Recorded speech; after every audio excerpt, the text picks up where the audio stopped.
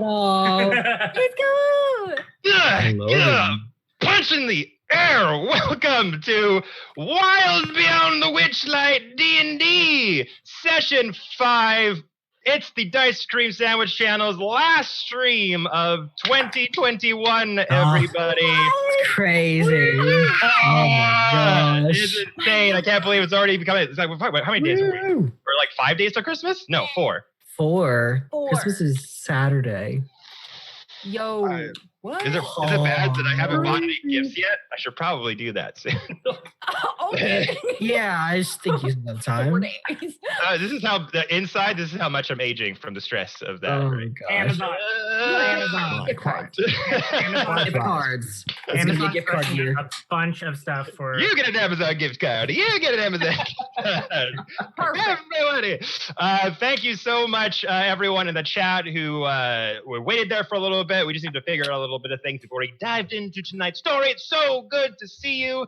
Thank you as always for supporting our wild and chaotic family over here on the Witchlight stream. We really do appreciate it. Couple things to get off the bat as we do on all our Dicecream Twitch channels of late. We're going to thank our 2 sponsors and a really fun event news message for all y'all to learn about. But first, D&D in a castle, everybody. Oh. It's going down. Shane has now been obliterated and is off the stream. Sorry, Shane. Oh, shit. Oh, there he is. I hate my camera. It's so good. I'm already digging the vibe of this already. For those of you that don't know, I have been given the fucking craziest opportunity of a lifetime to DM at a Hasbro official D&D event next year in March called D&D in a Castle. And yes, it's exactly what you think it is. It is a 4-day, 5-day, 4-night luxury D&D vacation getaway where a bunch of us, bunch of very well-known DMs, Dungeon Masters, D&D creators that you've seen on Geek and Sundry and a bunch of other YouTube channels, Twitch, Instagram, all that, get together and play multiple D&D campaigns in a real-life frickin' castle in the UK for an entire weekend. And it is insane. I couldn't believe that I got invited. I got the invitation right before I went to Gen Con, and this is something I never in my wildest dreams would have thought that would happen, but it's happening. And I cannot wait to get started. The booking online is officially open for everyone. My table specifically is on it's the first weekend of the season, the last weekend of March. So you can go on there, has all the details that you need to learn. The pricing is all inclusive, I believe, and it is spectacular. There's a lot of different creators coming for weekends going out into the fall and the summer and spring. But the ones that are coming to my weekend, some names you may know, BD Walters, Ginny, and Ginny D, my mistake, and Mark Minier, the voice of Shepard from Mass Effect, amongst many other amazing D&D creators and Twitch DMs and all that stuff. So, yes, my announcement is I'm going, and my table is now open for booking. So if anyone out there, you watching this right now, if you have maybe saved some pennies and have been looking for a trip to go on, trust me, my fellow D&D nerds, this is the trip to go on. And there may be, question mark, it's not totally official, but maybe at my table there will be some very notable TikTok creators playing with us as well. A few of my friends have been looking at those empty seats and going, that looks mighty interesting. So, yeah, guys. So these seats will, I can't imagine that they'll be open for much longer. Definitely after we get into the January, February months. Once they start doing their mass marketing, these seats go fast, everybody. I know a few tables have already been fully booked up for that weekend. So D&D in a Castle, it's going down. If you'd like to join my table, if you like my DM style with Witchlight, Beyond the Realms, Phalai, anything that you've seen, Come join us. It's going to be fucking fantastic. I'm writing a whole new 4-day campaign just for the castle events. And it's going to be a lifelong memory to be made for sure. So if you want to hit up the website, dndcastle.com, it has all the info over there. Thank you, D&D Castle. Really do appreciate it, and I cannot fucking wait. But with that out of the way, we're going to give a shout out to our 2 sponsors for the Dicecream Twitch channel that have just joined our little family here as of late. Of course, Critical Kit, you know him, you love him, your favorite dice suppliers from the UK that has all the click-clacks that everybody needs. They have amazing collections of various dice types that they send us a few of their samples. A few of our dice are still getting to our players. European shipping, it takes a while, but it is coming. Also, for those who are Witcher fans who have been watching the new season, they have Witcher-themed sets that I have. You have no idea how hard it's been to not open this because I'm planning to make a TikTok with it. And I'm going to rip it open out of the bag when it happens. So go on their website, critkit.co.uk for all the fun dice options. Also, don't forget to use code Dicecream15 and get 15% off your order, baby, because we want to give you those sweet, lovely deals. And also, last but not least, C4 Labs, an amazing TTRPG accessories company. Yeah. An amazing. Oh, yes, you got it too. That's right. Achaidh, don't worry, it's coming. I know we're Canadian. I think mine's getting the mail. The notice to pick it up is in the mail right now to get it tomorrow. But yes, we are working with C4 Labs for amazing Dicecream themed trays that our lovely players just displayed. They have gotten to their hands and everyone loves them. I'm so excited. It is so crazy that this is happening. And they will very, very soon, and the beginning of the new year, be available for purchase so that you can get your own hands on these exact trays. Choose your own color on the outside with the Dicecream logo inside. And yeah, we are so excited. And we've got a really awesome giveaway coming up with C4 Labs just in time for the holidays. So you'll be able to get yourself some awesome C4 Labs products, possibly for yourself or for a friend to give maybe after the holidays once it ships to you. But look out for that on the Dicecream socials very, very soon. So thank you, C4 Labs. Thank you, Crit Kit, for sponsoring the show. We all very much appreciate it. All right. Now, with all of that out of the way, I think it's time we stick to another time-honored tradition here on Wild Beyond the Witchlight, and that is catching you all up on what happened last session. And of course, this is only made possible by the one, the only Jackie Leda-chan, who edits these wonderful recap videos, so you'll never be able to miss out on what the hell's going on in our story. So, without further ado, Joy Rose, kick the video. Whew. Last time on Wild Beyond the Witchlight. Oh, that's a 1. Get her! That can cover! Moss looks so bad. I'm fine. Go get Moss. All right, Peter Cottontail. Everybody's dead. You want to be next? Let's introduce you to everybody. God, the demons, all of them. I also want to turn to the herring gun and ask if it had seen the inflatable balloon. Out of the mist, a large building starts to come into view. There you go. There's your basket. So Evie gets up and he sees the dead body. It's like, well, something's dead up here. Shh.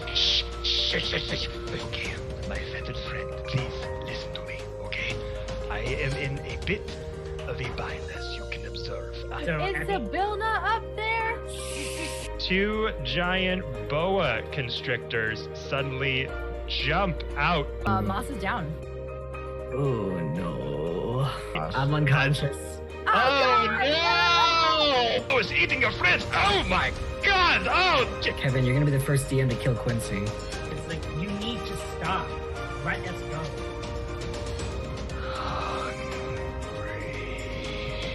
Can we offer in Zephyr? And you clearly know that will not be an Evie option. And you remember that I let you go.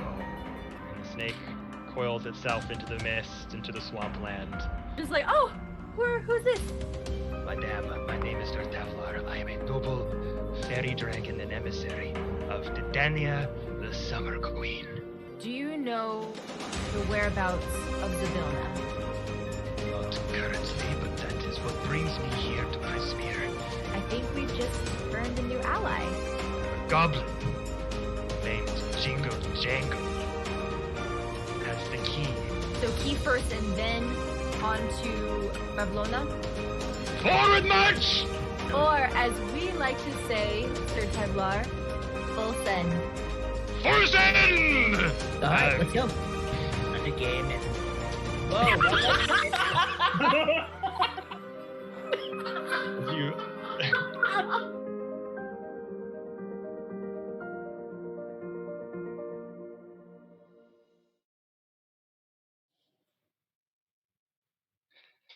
Thank you once again, Jackie, for this amazing recap video. Yes.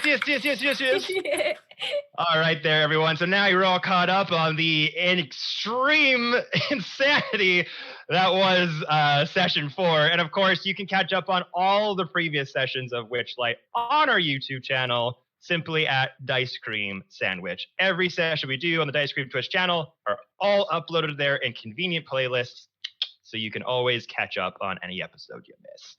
All right, so how about we dive in, everybody? Crack the knuckles, grab your favorite drinks, grab your favorite snacks, and let's get our Feywild on as we dive into tonight's session of Wild Beyond the Witchlight.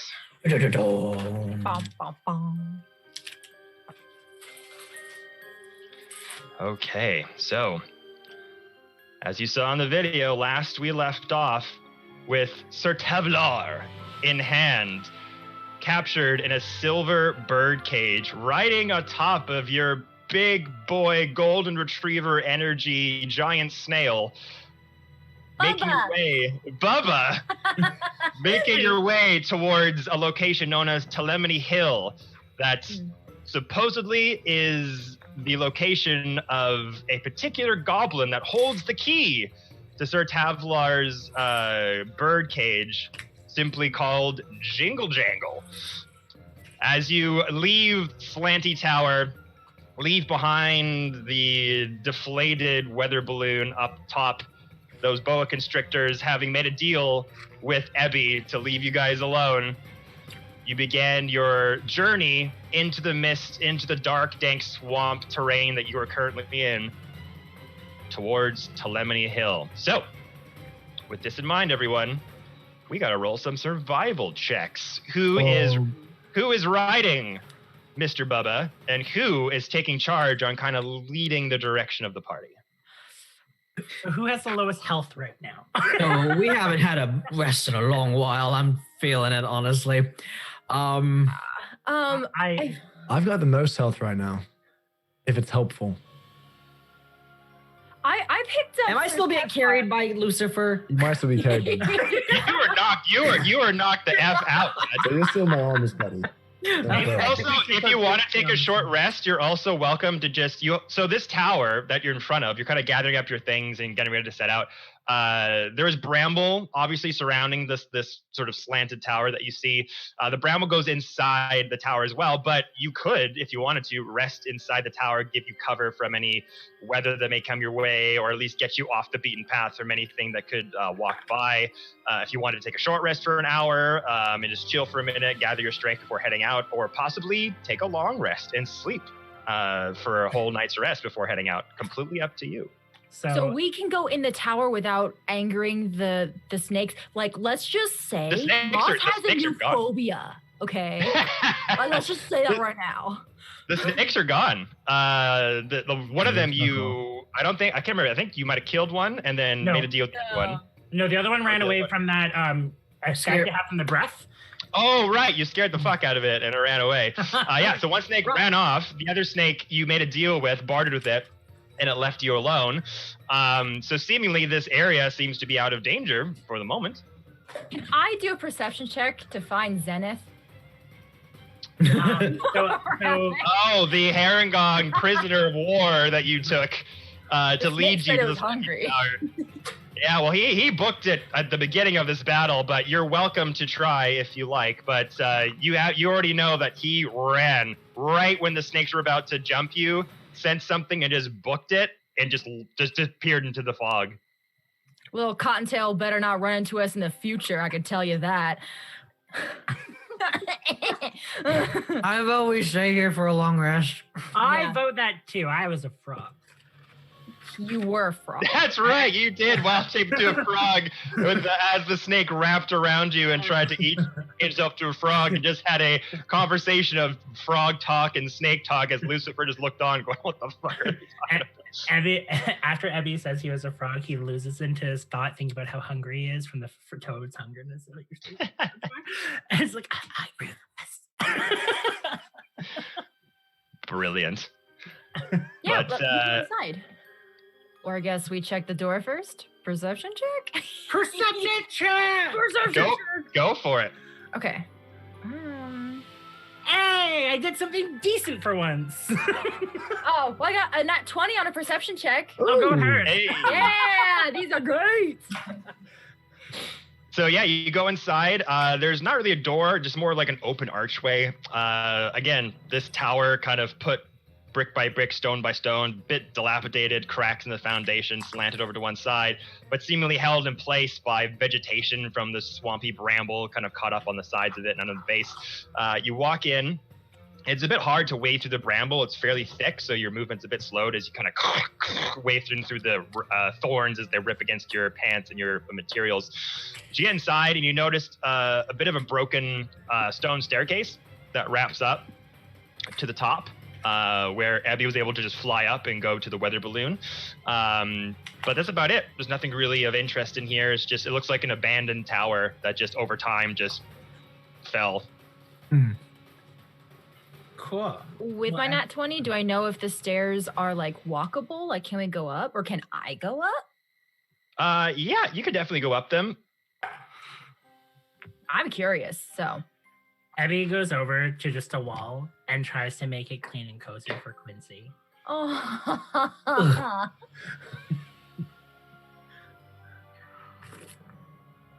What do you put into the sides there? What do you use to kind of pat it down? Oh, so I use my feathers and brushes away the dirt. See if there's anything there. And wait, I know I have something in my inventory. He takes off one of his sashes and places it to make it really nice for him. Aww. So as you kind of go inside, you're kind of ripping a bit of the bramble apart to kind of find sort of, it's a bit damp. Obviously, you're in this swampy environment currently, so like the ground is a bit drier than outside, obviously, because it has this covering.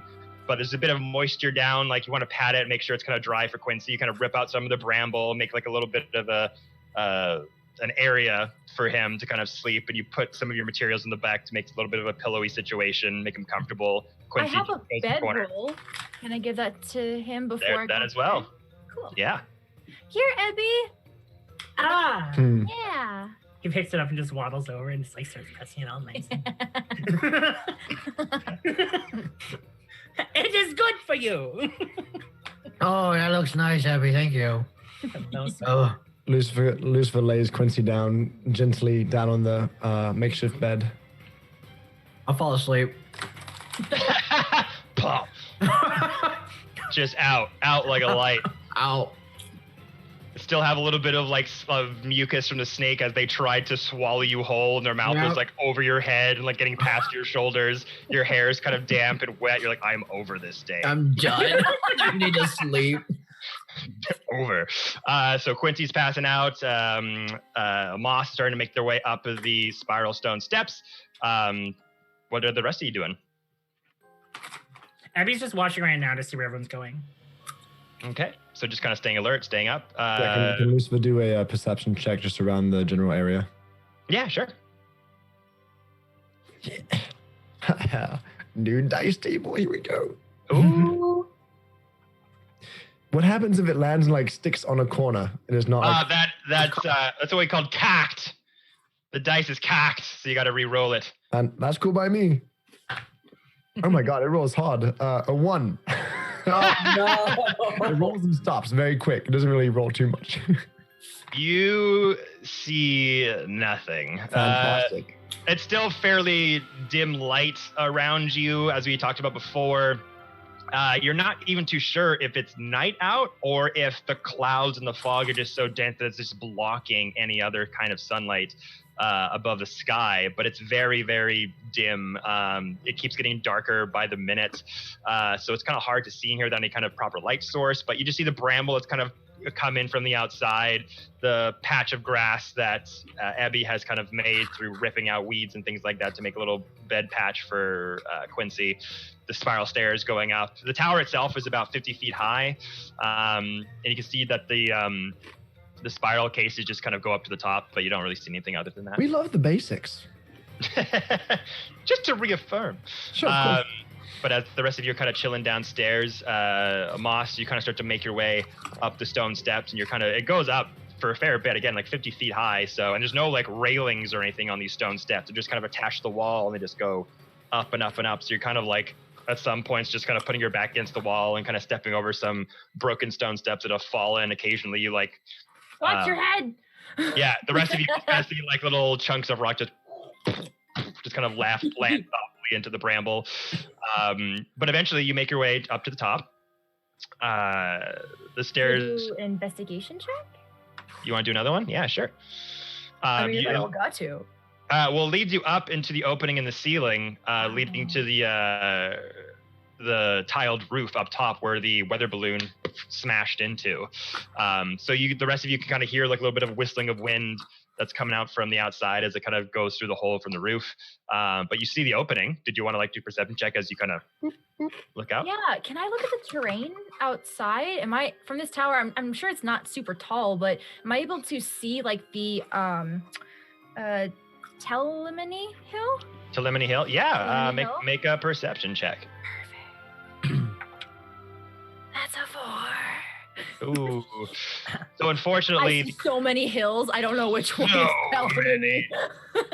But as we have said, there is this sort of thick mist fog rolling around in the swamps here in Hither, seemingly at all times. You can see like kind of around the tower, in your vicinity, the bramble patch that expands from the base, the swampiness of the water levels and the wet, goopy mud and grass and various weeds and plants kind of coming out from the water below. But to see the hill itself, it kind of gets after like maybe like 25, 30 feet away from the base of the hill or from the slanted tower, the mist kind of takes hold and you just see just obscured clouds. Okay, I'm guessing with that roll also I can't see any artifacts that may have spilled over from the basket. I already looked. You're already on top of the building? Okay, cool. Yeah, when you flew up to see Sir Tavalar, he got a good look inside the basket, and I think you found a couple things in there. Yeah. And then It's he okay. said they're all broken and trashed, so there was Okay, well, I'll just go back down to the group. Who's sleeping? Quincy. Right now, Quincy is. Anyone else down? No, Snag, don't eat me, but no. No. Yes, I'm a natural blue.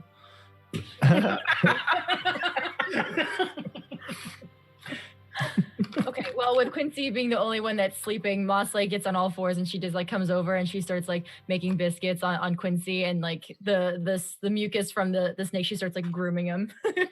No, don't eat me, don't touch me. No, stop, no!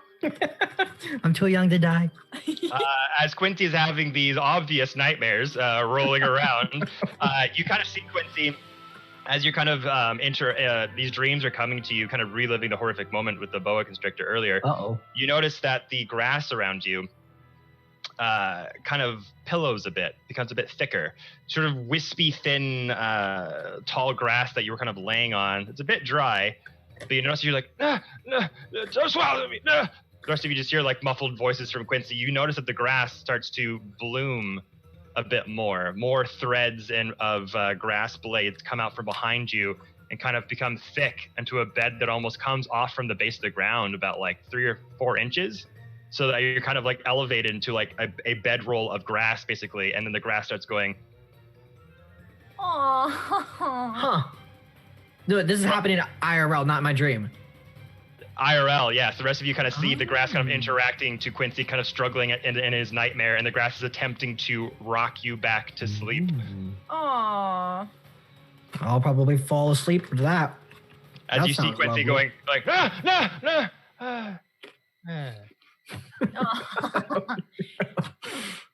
Nice. Okay. Moss cuddles up next to Quincy and just like starts purring. Just falls asleep. Right. Ebby and Lucy. I'm waiting on Lucifer. Lucifer is going to watch as people rest. Lucifer just keeps watch as everyone rests, since he has full everything. So I want to ask, no one was curious about why this grass was rocking him? Is that just me? Things you just gonna go with it. Okay, sounds great. The grass died when I showed hatred, so I'm not really questioning anything right now. So Evie looks at each one of them, and then he reaches into his pocket and pulls out the voodoo doll that he got from the kudzu. I can't remember the name, oh my gosh. And he looks at the entrance area of where they were, and like he draws angry eyebrows on it and places in the entrance and walks back to where everyone else is, thinking to himself that it's gonna guard the entrance and steer things. Be like a warning of some kind. Yeah, and so Beware. But instead of going over to where everyone else is, he goes to the most farthest part away from them, and someplace that he can kind of hide away and just silently rest. Okay. So you want to sleep outside of the tower or up at the top? No, just anywhere on that level where they could. So let me just pull up. Sorry, my thing. Just somewhere just away from everyone. That's all. Okay. Yeah. What's happening? Sorry, it's just taking a bit too long there. No, it's all good. I'm just determining, like, if you're kind of just going away from the outside of the tower, like. No, I'm still gonna stay on the side of the tower. It's just out of sight, behind a bookshelf, or so there's something that he can just get behind, just so he can have some alone time. Okay. Inside it is a fairly hollow, like big empty space, and then the stone steps wrapping going up. So there's like it's this tower's been very abandoned for a long time. So there's no furniture or bookcases or anything really inside of it. It's just a hollow sort of circular room with bramble that's crawling into it from the outside and dry patches of swampy grass protected from the elements. If you want to try to like kind of get away from them, you could try to go up the stairs if you wanted, get a bit elevated and kind of sleep on the staircase if you want or something like that. Sure, let's do that. We'll just go halfway up. We'll go halfway up and just perch himself on one of the middle steps. Okay. And then Lucy is going to take first watch. Mm-hmm. Okay. It's the voodoo doll. Before our rest, I had Sir Tevlar. Can I just be like curled around the cage, but like my head on Quincy's chest, just like that, and Sir Tevlar's just like right here. So you have like the cage like, around you, like a little sleeping buddy. Yeah, I'm kind of like on my side, and it's like on my stomach. I'm just kind of like around it. So you, being a tabaxi monk with your cat-like features and like your paws around the cage, Sir Tevlar is just like nervously just kind of looking at your hand the whole time inside the bird cage, and you're just holding it close. You're like, oh, Mother of Mercy, please don't. No, it's supposed to be comforting. He'll get there. He'll get there. He doesn't know you guys very well just yet. But he is, Sir Tevlar is a tiny little fairy dragon, purple skinned, small wings, thin frame, very nice, handsome, curled mustache with a rapier at his side. Doesn't know you all very well, but as you kind of put the bird cage close to you, he just kind of nervously looks up. Okay, no, we're fine. Okay. For the three of you, as Lucy, as you kind of stand guard inside the tower, what would the three of you be dreaming about, you think? What kind of memories, subjects that you'd be focused on in this time? Would you be thinking of home? Would you be thinking about a particular person? Possibly thinking about what you hope to achieve while you're here in the Feywild? Does anything like that go through your mind, or is it more just knocked out, too tired, waiting to wake up? We'll start with Quincy. I feel like Quincy would have like weird mixed visions of I think that happens after you have pretty traumatic experiences. You have things come back to you. So I feel like it probably would have been vague illusions of like his first time at the Witchlight Carnival, of like what it would have been, what happened there, kind of like why everything seems so familiar, but why also, kind of like bringing us all back again here. In amongst that, kind of like seeing the visions of what he was like as a kid at the Witchlight, and then it kind of like a snake comes over and kind of swallows that vision whole, and he's kind of, as he's wrapped up in that and kind of feeling like constricted once again because Moss is right there, so you can't really move, you can't really kind of turn, like he's like kind of constricted in his dreams.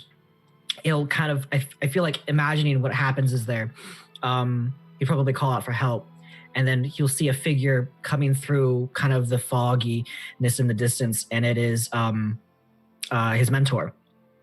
And his mentor is kind of rough with him a little bit, kind of like very, very straightforward, and be like, "What are you doing?"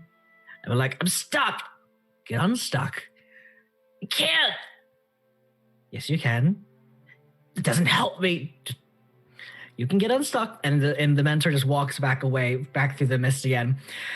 And so Quincy's just kind of struggling there, trying to figure out how to get unstuck. And that's the dream. And what does Quincy's mentor look like? Or is it just like a silhouette of an image, kind of? It would be a silhouette of him, but it'd be a tall hooded figure. You could see like kind of a short pointed beard, but very, very, very classic wizardy look in a way. Okay, awesome. So struggling with the concept of being stuck, trying to problem solve, but hitting a wall, and your mentor coming through, encouraging you to figure it out yourself, and you'll be able to get through this. Mm-hmm. Walking through the mist once more. Okay, interesting. Moss. Is Moss dream about anything in particular while going through this rest? So while resting, Moss's dream starts out in blackness, and she finds herself like similar to 11 in Stranger Things, where it's just kind of like this blackness, but you're on like a puddle, and there's light shining on you.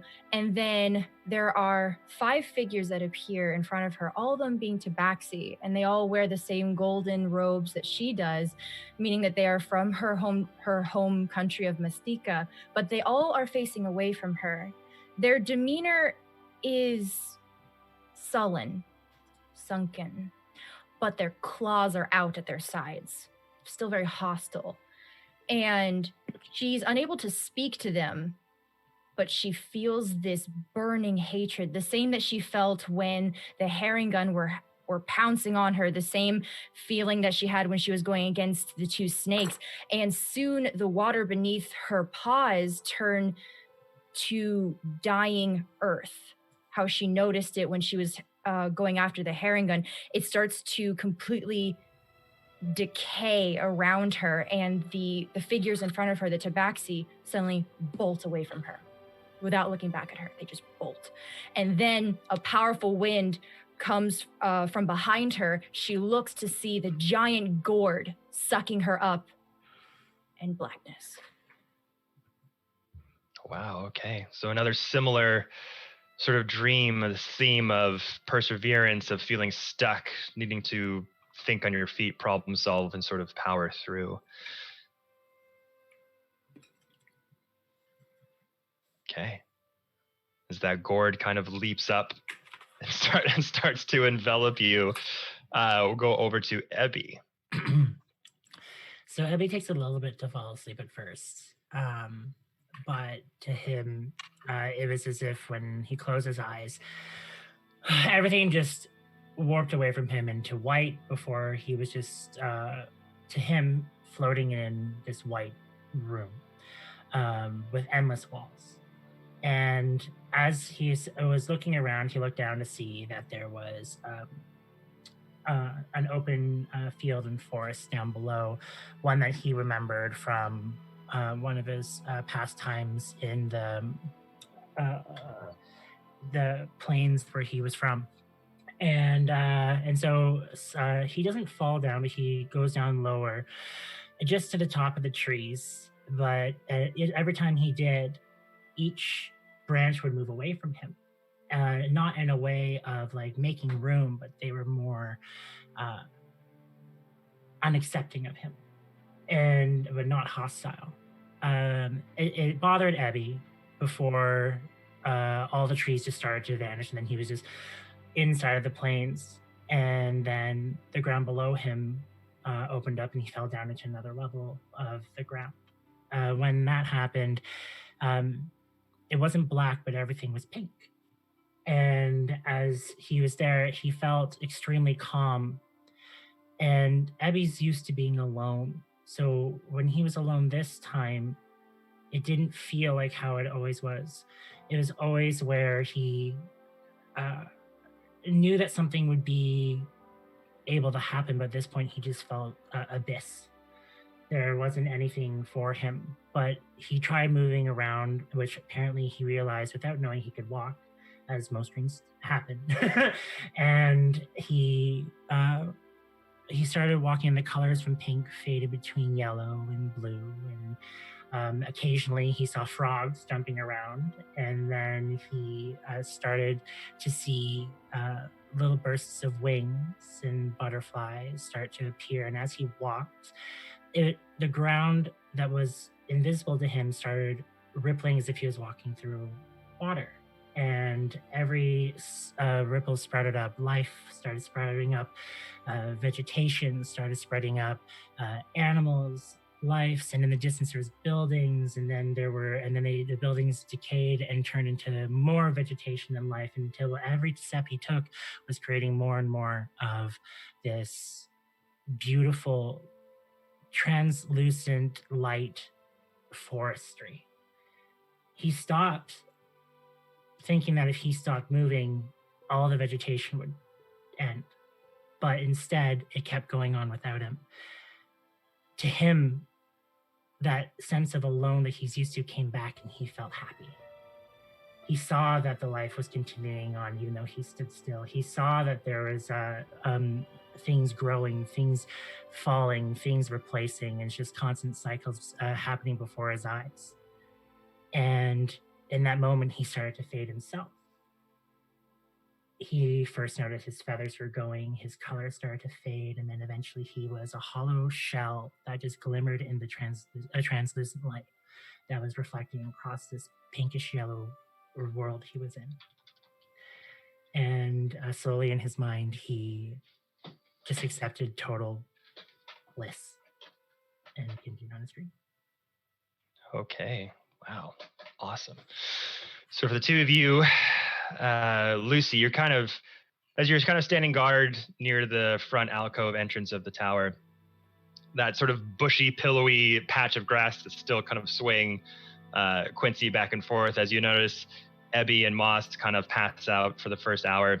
You notice as they go into these dreams, the ground and environment around them starts to be altered a little bit as well. You notice around Moss, these lavender flowers start to just twist and bloom out of the tall, swampy ground and grass and muck, and these sort of nice string of sort of purple bell-like flowers sort of trickle up these stems and start to bloom one after the other, giving this very calming lavender scent. As you can see, Moss kind of wrapped around with the cage with the hand around her, kind of flinching and moving. And every now and again, just punching something from like a backhand or stuff like that.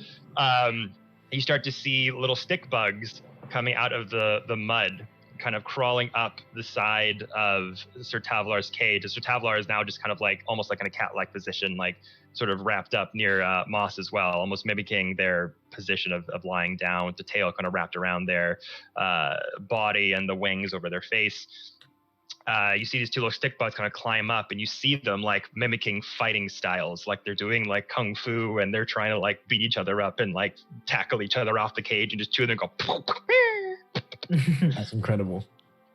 And you look over to Ebby, and with their dream as well, they seem very peaceful, serene. There's not a lot of like moving or anything like that would acknowledge that they're disturbed in their sleep necessarily, but they seem fairly peaceful. But you just notice various, as their backs kind of up against that second layer of stairs, as you're kind of just looking up to make sure they're okay, you notice several pink flowers starting to kind of grow and bloom out of the cracks of the stone wall and the staircase.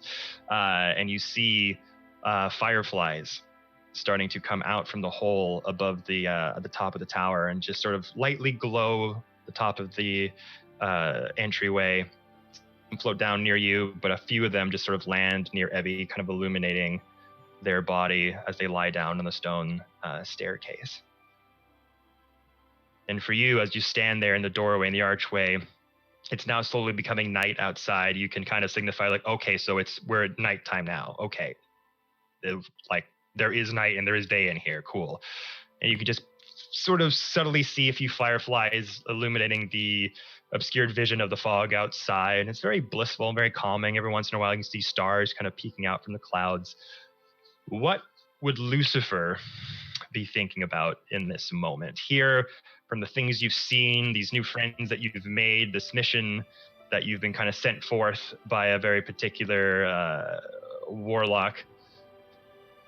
But Lucifer has their own reasonings for doing what they're doing and being here. What's going through his mind currently? Lucifer has definitely taken a moment to think about how this is a completely new realm, a new place that all of us are learning almost everything all over again. So whereas in our normal world, he'd be so used to jump to a fight or take extra offense if one of his friends was attacked, he's maybe thinking maybe his tactics need to be a little bit more different now and a little more aligned with helping the team to figure out what's going on here and get answers first, maybe before resorting as much to violence. He's thinking about the landscape they've seen today, trying to take mental notes on the fact that what day looks like here, what night looks like here, and especially the fact that the landscape changes around us, seemingly based on moods, thoughts, emotions, and energies, and knowing that he's a natural hothead, that maybe he needs to measure that a little bit more. And that's what he's digesting to make sure that this mission goes as best as possible. And if a fight must come up, then he can do what he does best. But just taking more time to think of how he can specifically and personally support the team. Okay. And as you're kind of going through those thoughts, those memories of past personalities that have influenced you up until this point, you're kind of taken back to a particular memory in a very dark, cold stone room, dark grays and blacks illuminated by torch fire. Back in your younger years, you're training with metal weapons, with dark, almost onyx-like steel with golden handles. Lucifer, clean-shaven, horns up, bare-chested in training gear as you're going blow for blow with an opponent, with a trainee. There's several guards around you, also red-skinned, adorning various armors, sets, and various designs in runes of abyssal. And as you're fighting your stance, you and this combatant are going blow for blow, them themselves being a white coloration. Not so much of a demonic entity necessarily, almost mimicking a tiefling-like form. But as you battle and go blow for blow with sword play, every time you get in close, you see their eyes glow this pinkish reddish hue, and their mouth smiles ear to ear with these razor sharp teeth. You back away from each other, their horns kind of changing from a similar style to yours, but then wrapping and getting thicker like a ram's horn as they stand back. And as it goes in for a final blow, you do this move that your mentor taught you as you kick up their heel, sort of trip them as they come towards you, use their momentum against them, trip their heel, elbow them in the face, and do a stabbing finisher as you stab the sword right by their head. As this audience is looking on from side to side, these various generals and warriors of note clapping, kind of giving you the well done. You're sweating. It's hot as hell in here. No pun intended. As you get the sword, so you get the sword up, and you just go to the end of the room and bow.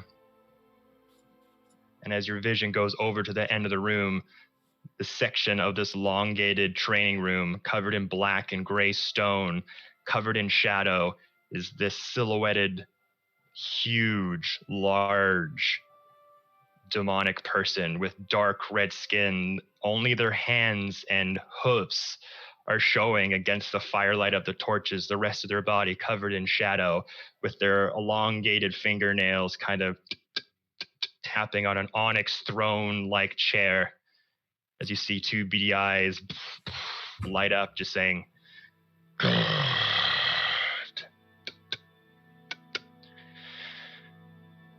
Shall we go again? And that's it. But with that, we'll have you roll a perception check for your watch.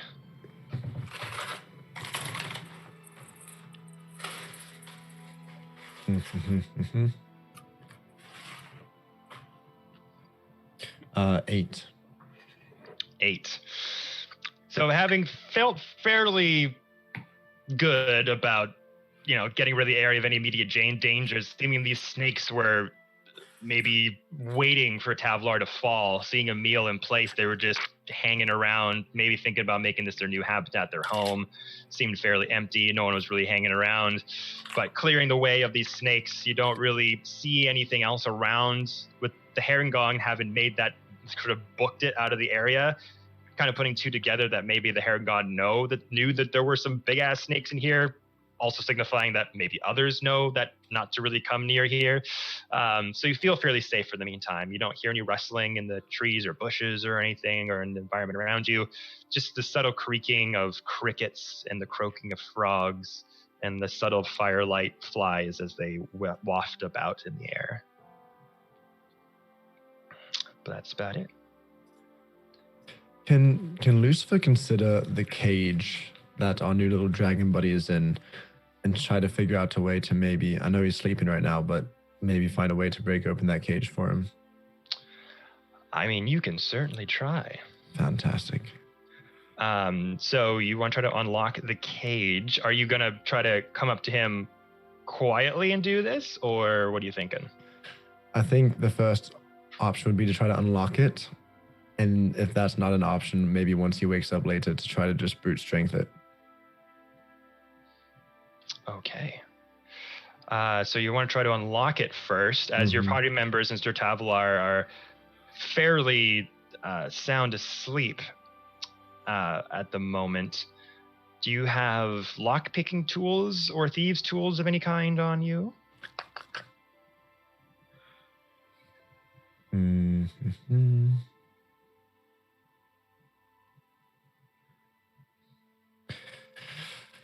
I do not. Does not look like.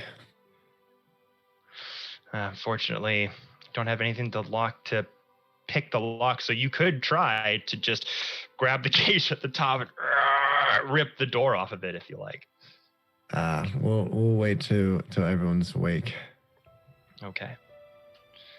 So you're kind of looking at the bird cage, kind of giving a little thought, and you kind of reach to your pack. You're like, do I have... Oh, fuck, no, I don't have anything to lock it. Maybe I'll wait until the morning. A looming, red-skinned tiefling with horns rattling a cage might be a little alarming at first. Right. Okay.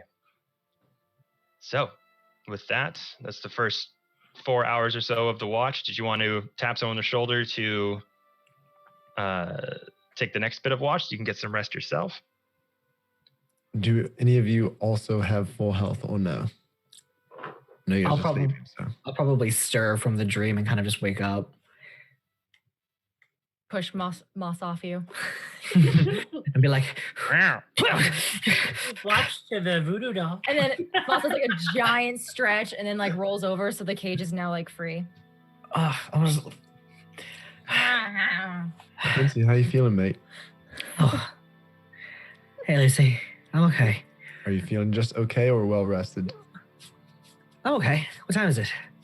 I don't know. Oh, have you had sleep yet? No, but I'm feeling quite all right. But, if you are fully healed or back to yourself, I might take a cat nap. Yeah, no, it's okay. I can take a wash. Yeah, go to sleep. Go to sleep. Okay. Wake me up if there's No cat excitement. nap? Okay. Cat nap? No, go to... Shh. Lucifer, just off to the side of the inside of the door, just so he's close enough where if something comes, he can wake up, lays down. Nice. So, yeah, I'll take second watch. All right. Roll perception.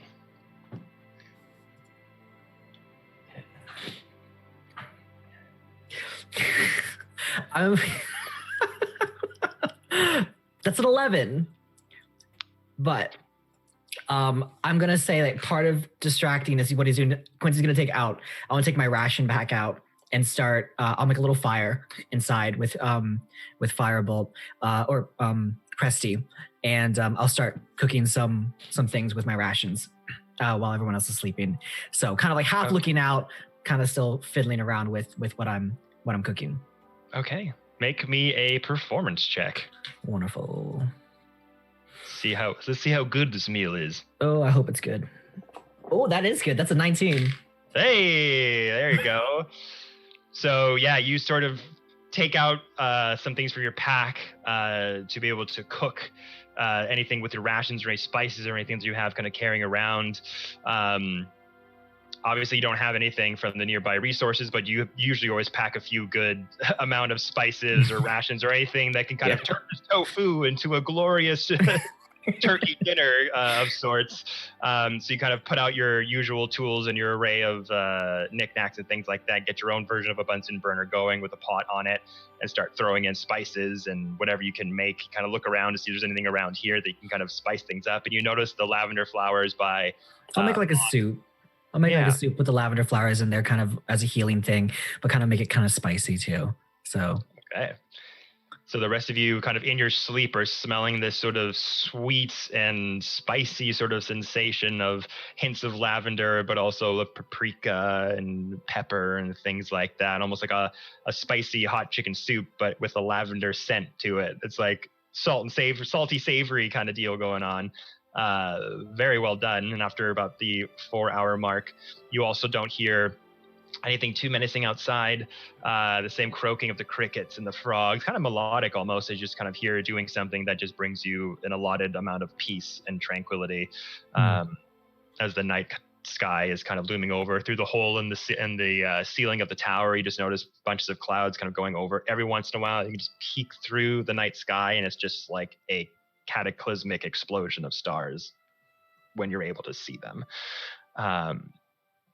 But as that happens, I'm going to ask Lucifer the same question I asked all of you. What would Lucifer be dreaming about in their current state, situation, predicament? Would they be thinking about a particular person, about the goals to come, the journey that you're on, anything like that? I think after the day that the entire team has had with the snakes and everything, and Lucifer definitely still in the back of his mind, having a difficult time processing the fact that it was a battle that he was not given the chance to finish, which is a first for him in his life. Because of that memory he had earlier while he was standing watch, remembering that he was never allowed to leave his training until either he defeated all of the opponents or the opponents defeated him and he could no longer move forward. So I think his dream is almost replaying the scene from the day, fighting the two snakes, remembering every ounce of rage that he felt as he felt not only the pride of wanting to finish a battle all the way through, see the battle all the way through, but now having this addition of having friends for the first time in life that he travels with and cares for, even maybe more so than he remembers some of his family members. And them being in danger and being close to death, and having never really felt that amount of care for someone else before. And so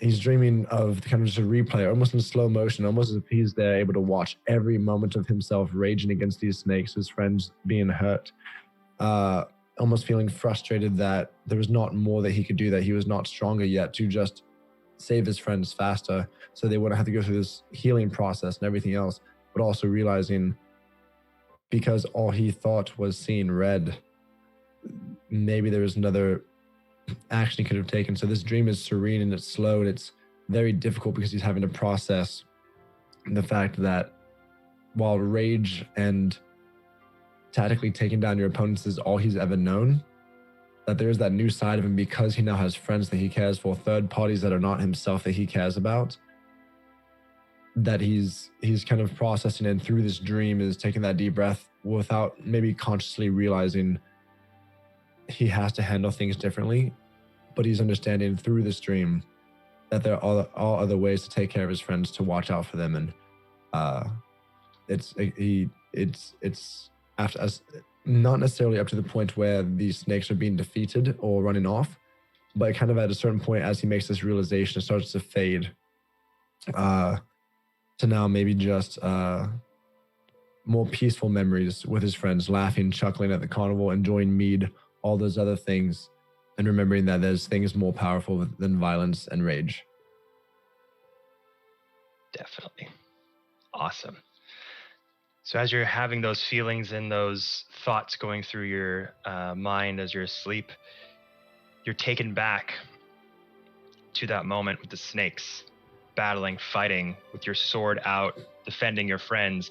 As you're going in for a strike, with the snake leered up, ready to strike, you kind of go in for a stab. And as you stab the snake and pierce it, the snake's body almost wraps and warps around the steel of your sword until its body mimics that of another sword. And you find yourself back into that familiar training ground around you. But instead of these sort of general, like top captain guards looking at you with these thick onyx, dull gray, bronze, chunky metal looking on, and that white skinned tiefling that you were fighting before, that same person you were fighting before is now off to the side in a lineup of almost 20 other potential students, trainees, soldiers, all various types, some looking like tieflings, some looking like aberrations, devils, demons, all kind of nefarious looking types. And you are worn out. You are tired to the bone. Your hair is soaked. Your body is bruised. Tons of welts and hits from training for possibly hours on end without taking a break. And you just hear the dark figure in the end of the room, sitting in that black onyx throne, half the body still drenched in shadow. Begin! As you just stand there, barely able to hang on. This fairly big, barbarian-looking minotaur with like an axe just twirling it, fresh as a daisy, has just not even like hurt anybody yet, just rushes you, and you do your best to kind of switch the swords around using your speed to its advantage, but it's not enough, as the onslaughts of the axe hits are too much, and you block, and it kicks you right in the sternum with the hoof of the minotaur. Big breath bellows out as he just headbutts you. It dazes you. He drops the axe, lifts you over his head, and just lands you on your face. You're a slight crunch from the neck, preening against the stone training floor. Blood kind of trickles down the side of your face from your lip and your nose. Struggle to get up. Your muscles are atrophied. They're quaking as you're trying to do one push-up to get up, but it's not enough. And you fall to the ground as the Minotaur kicks up the double-bladed axe, going in for almost a killing blow. The hand from the throne lifts up. Dark, leathery red skin with black, pointed fingernails. That's enough. We'll begin again tomorrow. And the Minotaur just releases air from their nose, the big ring around it. Cling, cling, cling, cling. Drops a double-bladed axe and walks away as the rest of the trainees go out of the room. This hulking, muscly black figure gets up from the onyx chair, horns twisted and bent in all directions. The silhouette of pointed wings coming out, the hooves smacking against the stone floor, comes towards you. But with your vision, they're silhouetted, illuminated by torch fire. You only see this black silhouette that they're imposing as they kind of stand around right above you, towering you as you're laying there. You're no son of mine.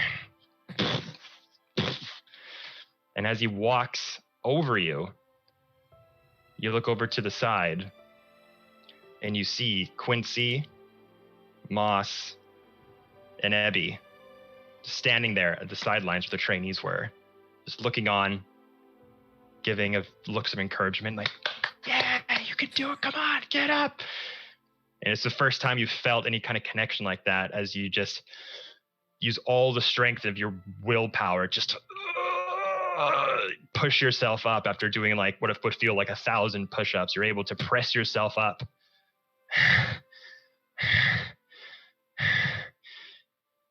And you start slowly walking towards them. And the dream dissipates. By this time, Quincy, meal's pretty much fully prepared. It's nice and seasoned, smelling very sweet and spicy. Yeesh. But you don't see anything. You just hear the croaking of the environment or the nighttime sounds of the environment around you. And you're free to choose who goes next for their watch.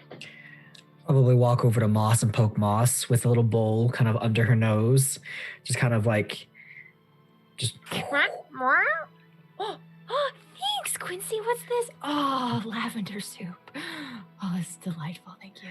You want to take watch now? Yes, Yeah, please. yeah. That'd be great. Make sure to watch over Sir Tevlar. Has he moved? No. Okay. And then I'll kind of get in the position she was and kind of wrap my arms around the cage and go to sleep really.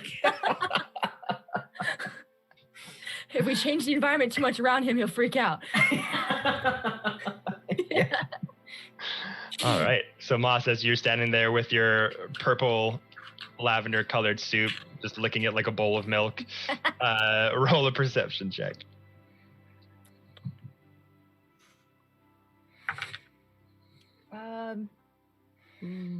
That's an 18. Okay. So rolling an 18, looking around, you notice that the light is getting a bit brighter outside now. It's not completely dark out. This sort of dim gray light is sort of shining in from the hole in the roof above. You're just taking in the environment. Again, you don't hear anything particular, although you do hear kind of a little bit off in the distance the familiar sort of muddy sloshing sound of stilts hitting against the muddy waters, that matching the sound of those hobgoblin stilt walkers that were traveling around trying to find resources for their own personal needs. So you just, in the distance, you hear kind of a seemingly just like passing by. Moss slurps louder. As you look up and see Abby just very comfortably sort of laying on the stone steps above, you notice that their body is slowly moving off of the stone steps, their body weight sort of leading them to almost fall off the steps as you're kind of like, oh shit, you're kind of almost about to put your bowl down and do something, but you see the fireflies fly off of their body and group around the part that was falling off and just suddenly just put them back to where they were before and just start to flutter and land.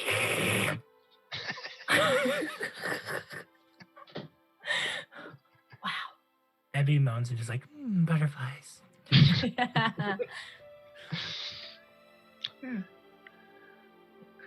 But at this point, the sun, if there is a sun here, seems to have risen. It's probably early in the morning, like 6 a.m.-ish. It's a new day. Welcome to wake the rest of your party members if you like, or let some time go by and let them sleep in, up to you. I think we should probably be heading to Jingle Jangle. So what Moss is gonna do, she's gonna like crawl on all fours, and she's just gonna do that really annoying cat thing where she like bats everyone on the nose with her paw. She's like, and then like not say anything, and then as they like tussle, she'll just like stop, and then she'll start again until they wake up. But she'll keep her distance with Ebby, and she'll just kind of like call down from the stairs as soon as everyone else is like waking up, because she notices that Ebby has taken like the initiative to stay separate from the rest of the group. So she wants to acknowledge and respect that. And as much as she doesn't know personal space, she understands when someone feels comfort being alone, and maybe violating that personal space would be distrustful on her part, and she doesn't want to affect negatively her friendships with these adventurers. So she just kind of like calls up like, Ebby, there's soup, Ebby. Hopefully she's pronouncing it right. I was gonna have no answer, but you mentioned food, and so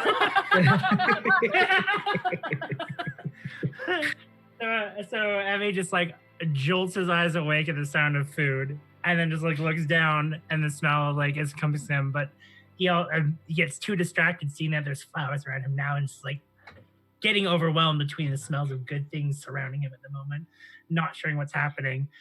And then he calls down, and is like, "Do you guys know why I'm surrounded by flowers?"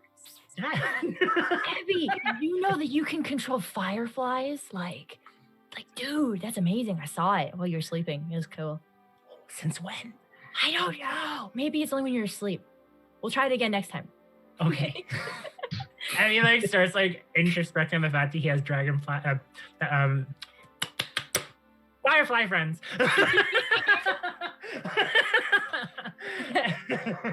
And so then he like gently like puts his hand down, and then like starts moving around and like petting the little flowers and like waving with just the tips of his feathers to the fireflies, and just like wants like awkwardly wants to hug them but doesn't know if it would hurt them, so he's like doing this and just waits to see if they come towards him. So you're kind of angling them like come towards me kind of thing? Yeah. Like, make a persuasion check. Okay. What does it say? Why is it showing me? 22! What's it mean? What's it do? So as the fireflies, like the light is getting a bit brighter inside this slanty tower here. As you look around, the light from them is not as illuminating as it once was, but it's still like fairly light out, and you're like, come here. Blue of them just kind of like float off of you for a minute, kind of dangle there in the air, and then like 5 or 7 of them just land on your wingspan. Oh, and he like gets so excited, and he's like, I have my own personal fire flurry. Abby, you're glowing. It's beautiful. So I mean, just like with his arms perched just nicely, just slowly starts walking down, and just like he looks at the flower and tries to see if he can pick it up. But he doesn't want to hurt it, so he pulls on it to see if it would lightly break. Is there like go with him? Is there a roll I have to do for that to see if it will go with just to lightly like break off the flower? Because he doesn't want to take it on his own. He wants to see if the flower will go with him, so he wants to lift it, see if the flower will like move with him, not like freely, instead of just like ripping it out of the ground. Yeah, make a nature check. Oh, while he's doing that and kind of like lightly tap the flowers, I'm going to take a bunch of lavender and put it in my pocket. Just okay. You hear the flowers go, no. Okay. I rolled an 18. 18. So as you kind of put your little feathered finger and thumb kind of at the base of the flower, and you kind of pull it, but not trying to snap it, being like kind of almost trying to make a mental link with it. And with your druidic abilities, you have this connection to wildlife, to plant life. And you're trying to like, come on, little guy. And you notice that a vine starts to grow off of the base stem, and it kind of latches onto your hand and starts to coil around your wrist, connecting it to the center stem. And as you kind of gently pull it off, it kind of breaks away from the stem, but that new vine's connected to the base of it. So it's like the flower stem grew a new stem and wrapped it around your wrist. That's adorable. Is this how he got Thorn Whip? Because that's amazing. It's funny because I was debating on getting that in my level up. Pink roses! So I now have a bracelet of the flower. Is that right? Yes, we'll call it that. I can talk to it. It's alive. I have a friend at all times. So Abby's just so happy, and like he waves goodbye and just like pets the area and just like makes his way down his firefly lens and like admiring the new bracelet that chose him. He's happy. All right. So as Quincy is gathering lavender flowers, Moss is kind of stretching and getting everyone up. Lucy, you're able to get up no problem. Just kind of, wiping off the dew from the morning and everyone rolling up your bedrolls and getting ready to head out. Tavlar still kind of passed out in their cage. A little bit of a late sleeper. Moss like slowly takes the bird cage and like holds it out and just kind of like starts like walking towards the door, trying not to jostle it. Okay. As you kind of make your way outside the door, as the inside of the room is kind of drenched in shadow, you start to go outside as the sort of light outside, it's not bright, it's still fairly dim, but as the light kind of peeks through the bars of the silver bird cage, you see Sir Tavlar, almost like the curls of the mustache, go bing, bing, bing, bing, bing, bing, just like twitch a little bit. You see their little tiny fairy dragon eyelids open up, like, oh, is it morning already? It's time to go. How'd you sleep? Yes, good morning, little one. Well, I sleep as well as one can, trapped in a bird cage all night. But c'est la vie, here we are. You talk in your sleep. What I do? Yeah. And you sleepwalk, but good thing you're in a cage, because then you stay in the cage. Wait, what did I say? Oh, it's not appropriate for mixed company. Make a deception check. Speaking of cage, That's a natural 20. Oh my god! So, you say that, he goes, oh no, really? Was it really detailed? We'll talk about it later. Oh no, I am so Was sorry. it about the queen? You We wanted to do some special things with that queen. Okay, I think we need to be going to the top of the hill anytime now, right? We're going this way, we're going out of here. No more talk of the queen, please. Speaking of cages, does anyone have a lockpick set? I do. Why? Would you like to I have try and let a good oh! friend out? I also have thieves' Is tools. this going to blow up in us if we try this? I don't know how the What say you? work. I mean, I don't know. I've tried to pick it with this, but I am no lock picker. No. Would you like to join us on this venture if we get you out of this cage so that you're not in a cage the rest of the time? I mean, I would love my freedom more than anything, but I mean, I can't stick around too long. I have to warn Titania about what's happening to Prismir and send help. I think that's where we're going, right? That's where we agreed. We're going to find stupid Jingle Jangle and his key stealing butt, and then we're going to get the key, and then I can finally get free and give you help to freeing Prismir. Let's do it. Try to skip that first step with a thieves' tool. Right. Okay. I'm going to try to break this cage, so I just didn't want to do it while you all were sleeping. All right. Much appreciated. Gather I mean, please, if you can, that would be amazing. I Oh, have fireflies. Let's see. What? What do we roll for that? When did that happen? So for a lock-picking check, I believe it's D20 plus your Dex mod, Ooh. whatever the +2 is. And if you have thieves' tools, on you, you get your proficiency bonus as well, if I remember that correctly. Yeah, D20 plus Dex, and then if you have Thieves' Tools, you get the proficiency on top of that. In total, I got a 9. Can I help for advantage? Yeah, sure. Okay, I'll give you help. I'll hold the cage. Oh, thank you, Chrissy.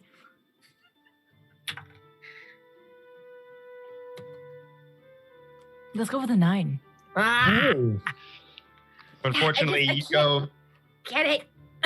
you go to take out some silvery sort of toothpick-like metal objects, try to get it into the lock of this silver bird cage. You notice that there's a weird, strange, kind of glittery gleam coming off of the metal. You go to put the metal pick in, God damn it, it's not working! You're like, I know, it's frustrating. Trust me, I've tried. The scale, no good.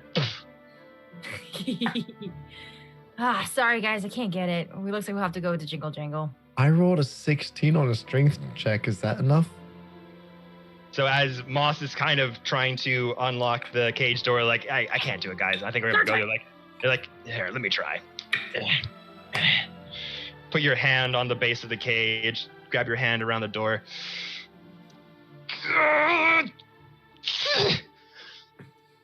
It's just like a stuck peanut butter jar that is just unwavering, unmoving. You can't seem to make it budge. Have you asked it to open? Myself? Yeah. Open? Nicely. It has feelings. Probably. Oh, for God. Open. Nope, see? Nothing. Abby, why don't you give it a try? Okay. Abby walks up to the cage and like places his hands on it and is like, can you please open? We would really appreciate it. To bend down over to the silver bird cage on the swampy ground. Please open. We'd really appreciate it. Tablar is just like, I do not think that is going to work. It has no feelings, and Abby just walks away quickly. Harsh. All right. What's this Jingle Jangle look like? We gotta go. We're burning daylight. Let's see. What did he look like? He has. They're a particularly strange little creature. It is a she, actually. And she is obsessed with shiny metal things. I've seen them. They have these crazy shirt that's just covered, rattled with keys, all in various shapes and sizes. It's just their obsession. They freaking love it.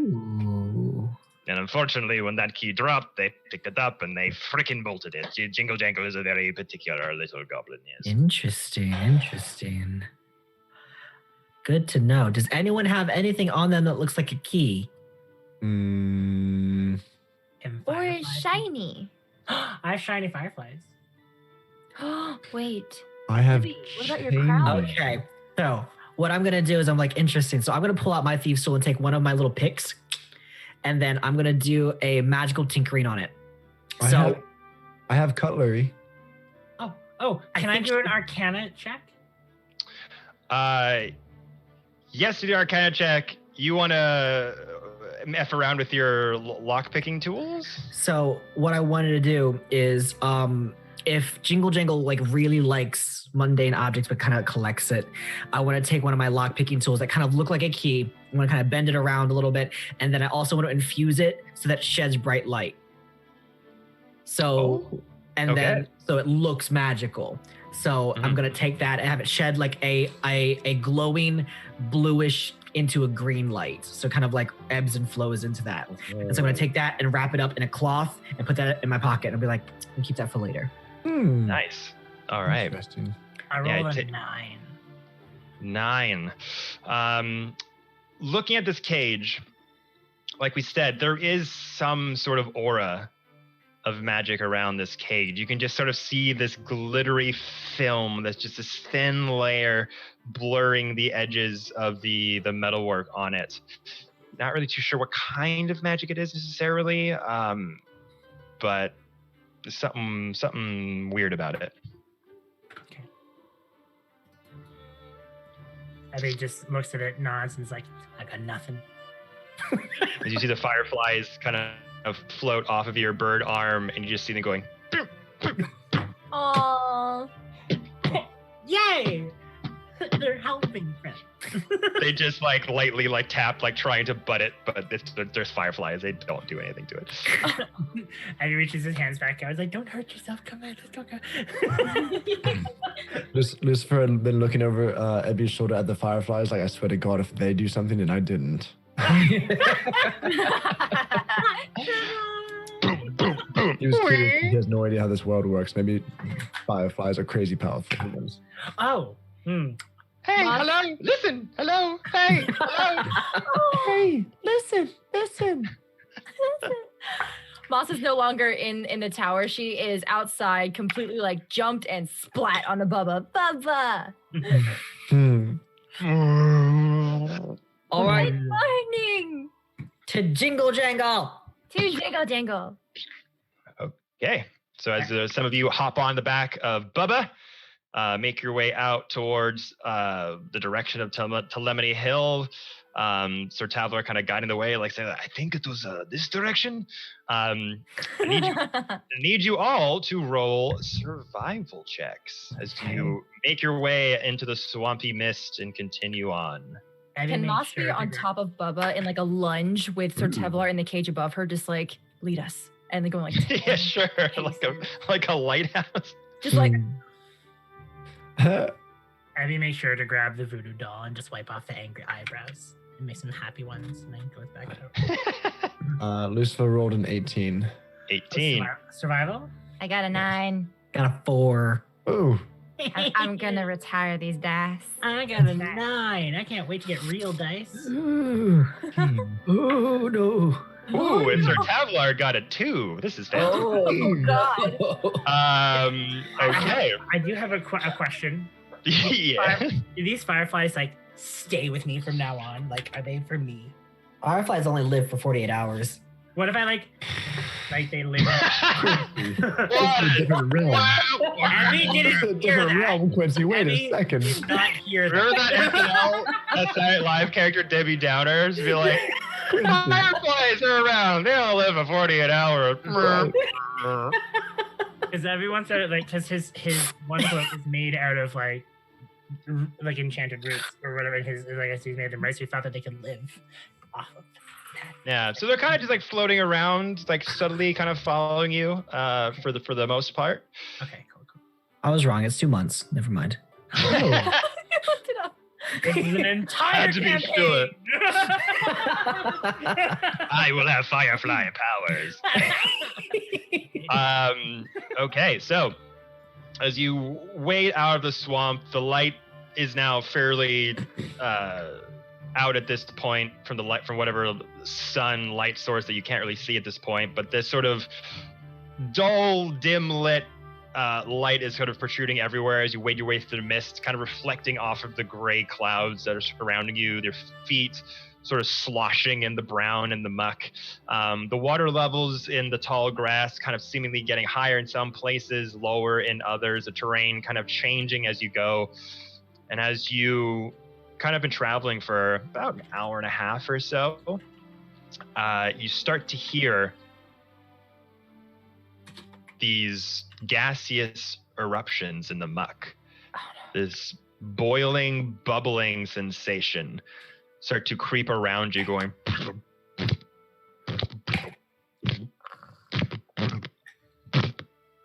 And as you look around you, you start to see these bubbles kind of popping out of the mud, almost like the ground is like boiled. It's not hot necessarily, but giving like that same texture of something boiling and writhing in the muck.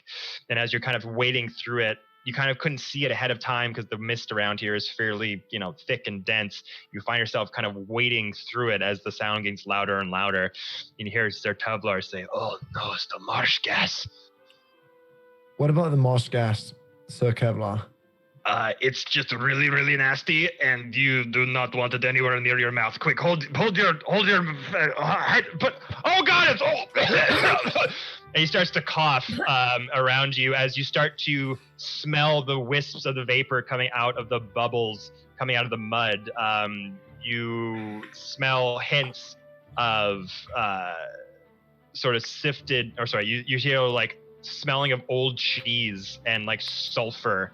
Kind reminds of me of smells. home. Exactly.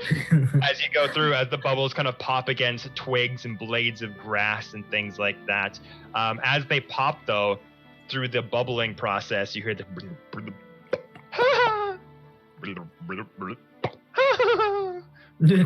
Why did I just get deja vu? Every time the bubbles pop, you hear this stifled sort of laughter emit from it as it goes. I believe, Quincy, did you get the lowest out of that survival check? I got a 4, yeah. Technically, Tevlar did. That's true.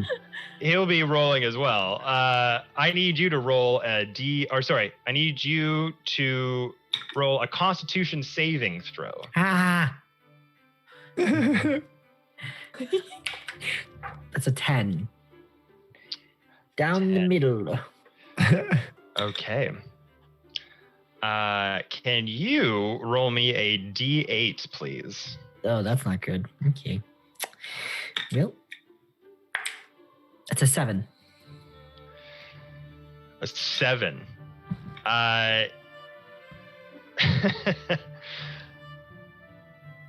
Okay.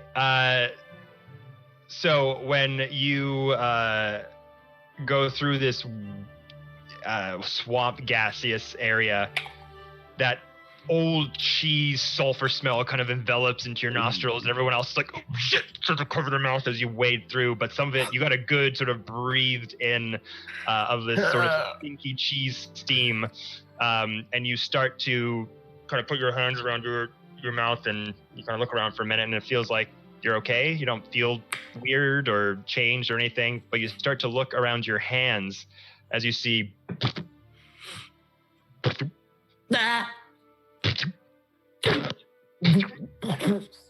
various warts start to erupt across your body, and they look pretty nasty. This is fine. As Sir Tavlard's like, it's all right, just keep your mouth shut and go, oh my god, what the hell happened to you? Hi. That's not good. That's not good. No. Just cover your mouth, friend. You'll be fine in about an hour or so. It'll dissipate. It'll be okay. Just hurry. Oh wait. Is it bad? It feels bad. Nah, you look very handsome this way. You're very interesting. Perception check.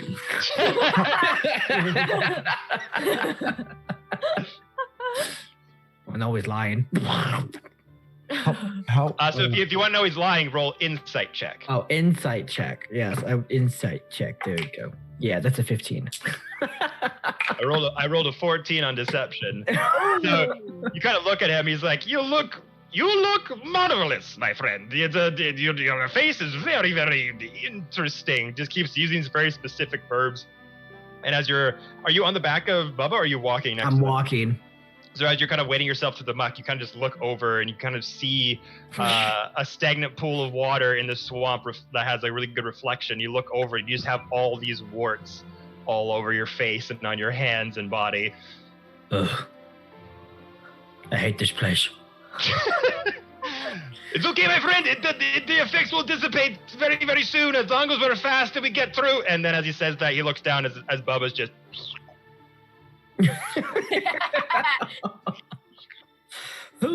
How far is it? How big is this swamp? It'll take a little bit of time, but we should get through it fairly soon. I'm gonna have you all roll another set of survival checks. Don't please be better. Since you are technically going through this fairly slow with Bubba. 7. You said perception? Survival check. Oh, survival. Okay. That's a 21. Hey, that's Quincy's better. huffing it now. 21. Jaggy? I got a 9. A 9. I get. Lucifer rolled an 11. 11. 7. 7.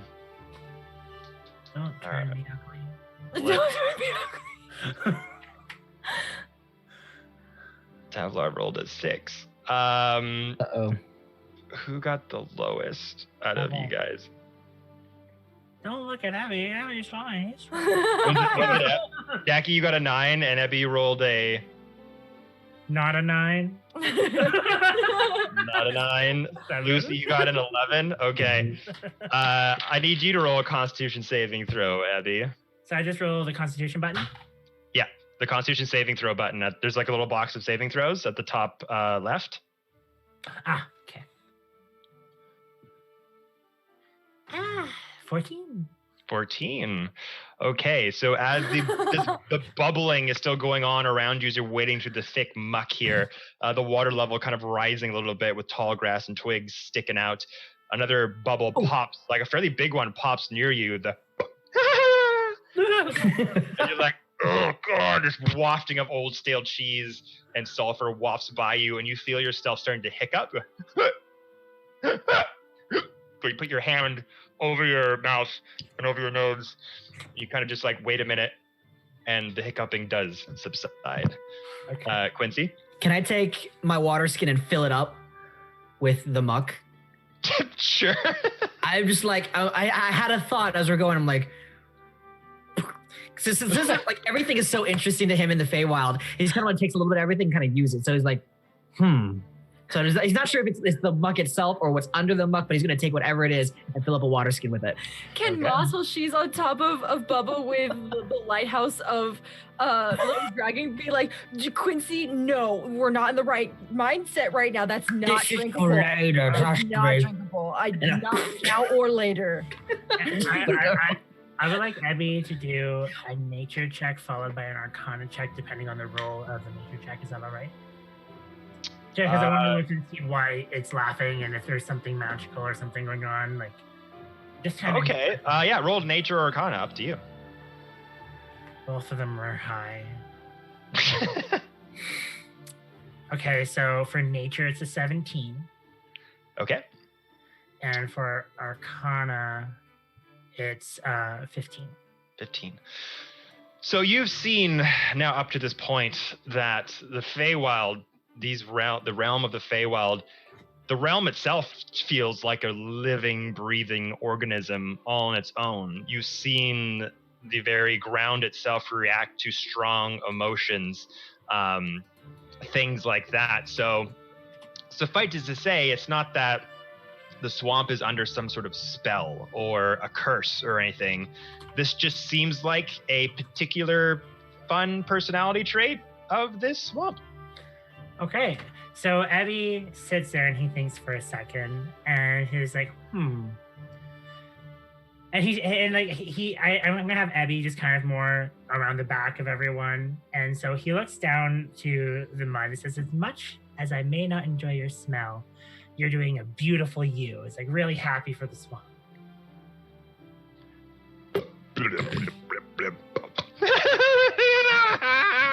You just hear like the laugh get a little bit louder as you're kind of like complimenting it as you go through. How is Bubba doing through all of this? Is he used to this? Is he immune? Doesn't seem to be affected. Just Fantastic. its slow-moving, sluggish body is just wading through it inch by inch. His little antennae eyes just I imagine his slime is very protective.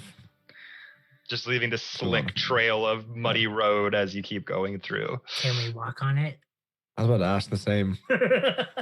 Maybe that's the safer route. Walk on. I could just fly over. Yeah, it's kind of like patting the it's kind of patting the mud and the muck behind it, kind of almost making like this muddy paved road of sorts. Lucifer goes from walking like beside Bubba to just like walks just on that extra padding for, just to be a little bit further from it, but ready to move ahead of me if he needs to. Abby All right. alongside because he's already back there. Lucifer just like nods at Abby like, good choice. Moss is quite happy on top of Bubba. She's fine. You do you. I want to shake the water skin. Does it laugh if I shake it?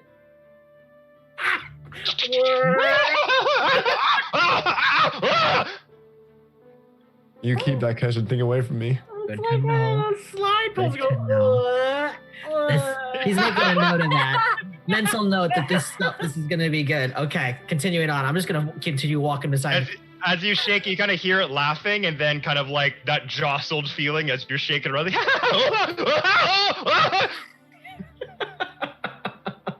All right. This will be good for later. No need for that laughter spell. You have a bottle of it. Mm-hmm.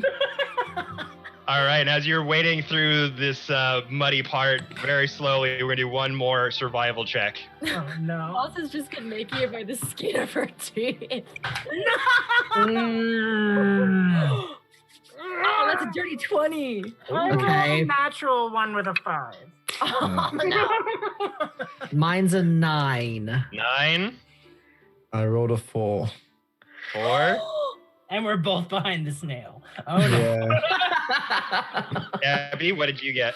I rolled a natural one with a 5. So you got a nat 1. That's the automatic failure. So I need you to roll another Constitution saving throw. Fuck the world. Epi.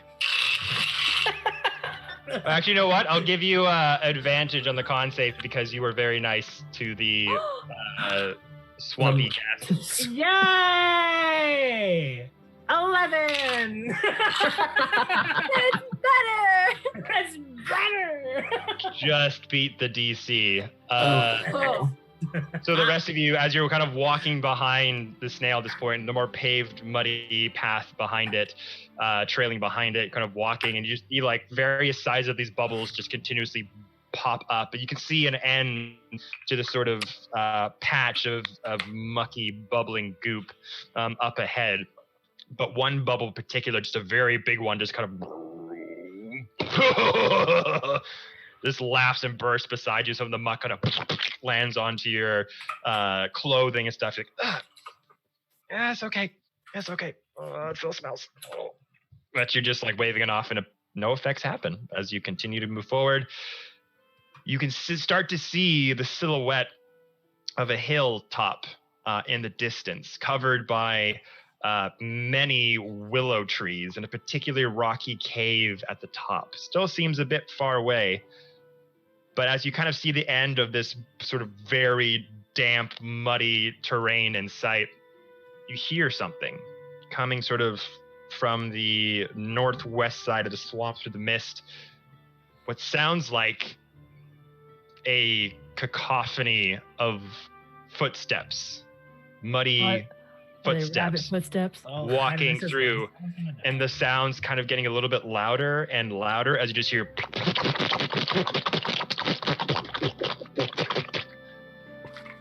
and you feel this very large looming presence kind of coming towards you.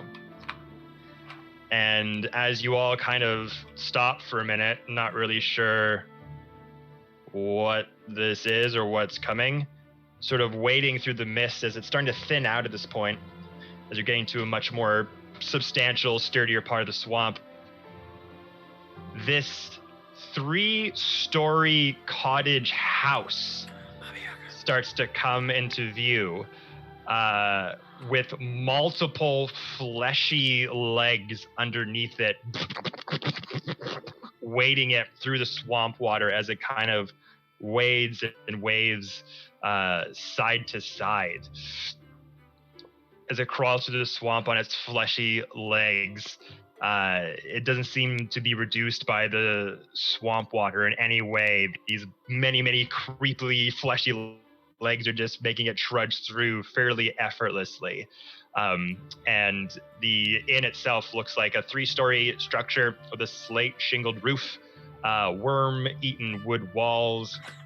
Dozens of tiny orbs of pale light buzz about the exterior, very similar to your fireflies there. It rocks and weaves in motion.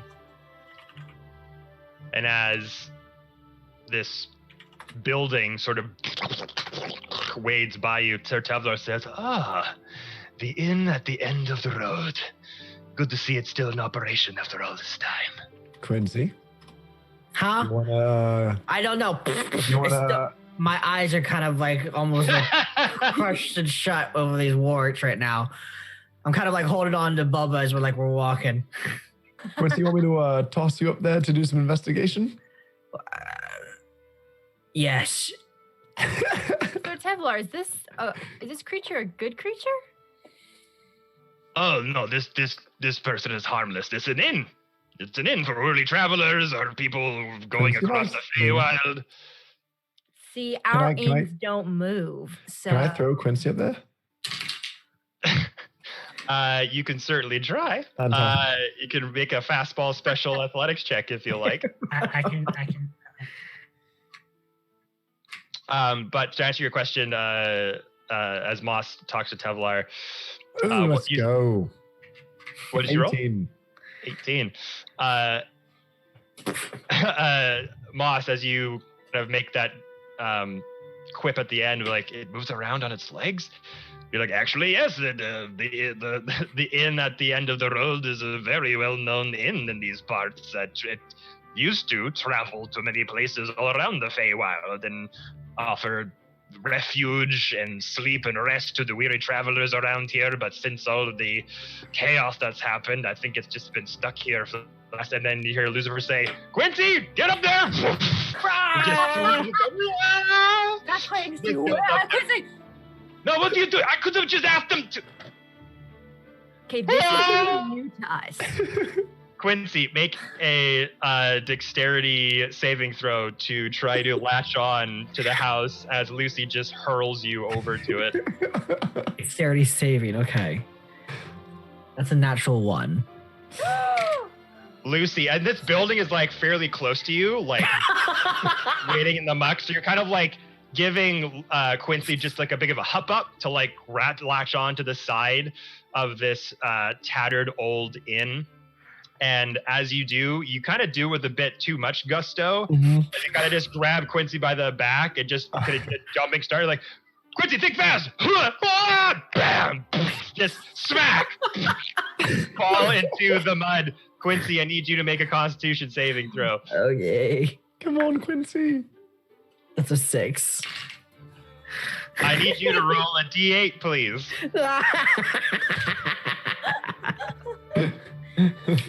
That's an 8. So, Come on, Quincy. as Lucy kind of doesn't really know his own strength, just hurls you without proper notice into the inn. You just, whoa, there's too much pressure, and you just smack your head right on the side and fall into the mud face first. You got a mouthful of this swamp mud water goopiness, just smells and tastes like old, stale, rotten cheese and sulfur and like a cup of sour cream that's been in the fridge for 3 years. Okay. As you just kind of just sort of spit out all of the mud and dirt out of you.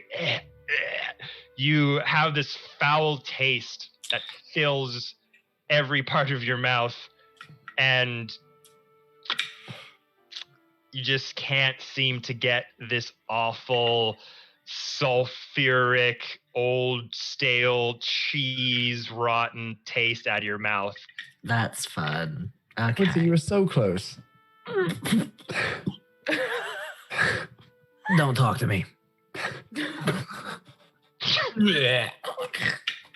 Is there an entrance to the inn?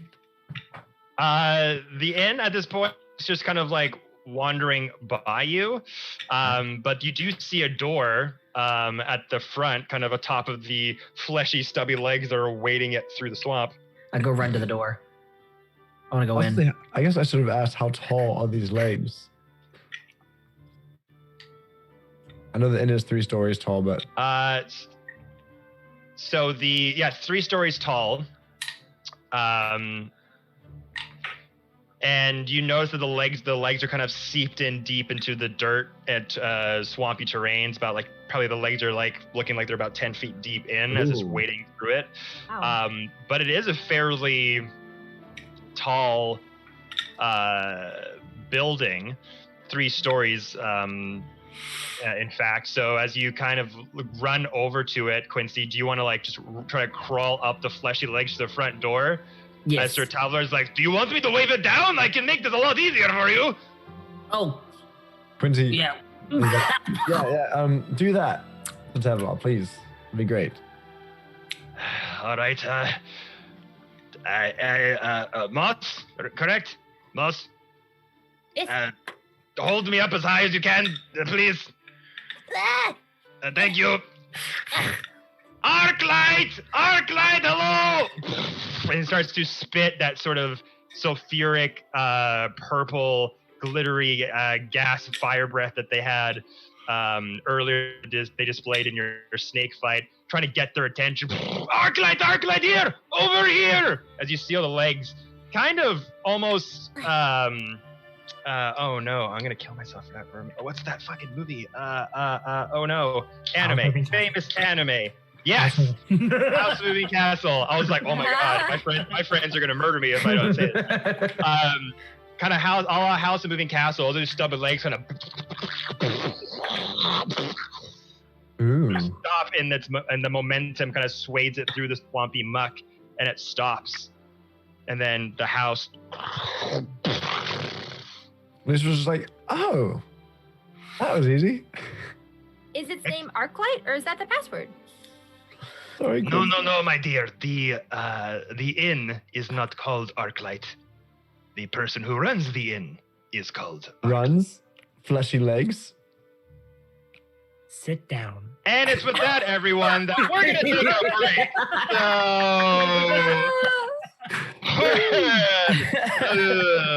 That joke was so awesome that we have to take a break. So I'm just kidding. Laughter, gotta. I literally was gonna take a break before you went in, and that was just a perfect joke to don't. Lucy's gotta make up his own dad jokes. Yeah, exactly. But yes, everybody, we're gonna take a little quick 5-minute break here just to refill the teas, stretch the legs, get some more snacks, and we will be back in no time. Do not go anywhere, everyone. See you in a little bit. See you guys. Bye.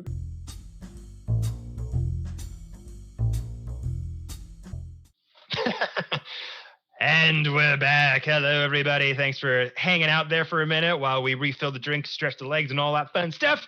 But we're going to jump right back into it with our faithful party here, having come across a 3-story cottage inn of sorts, traveling through the muck on multiple fleshy legs, seeing Telemony Hill in sight. This strange moving structure was too good to pass up as Lucifer tried to fastball Quincy onto the door, smacking right into the side of the building, falling, getting a mouthful of mud.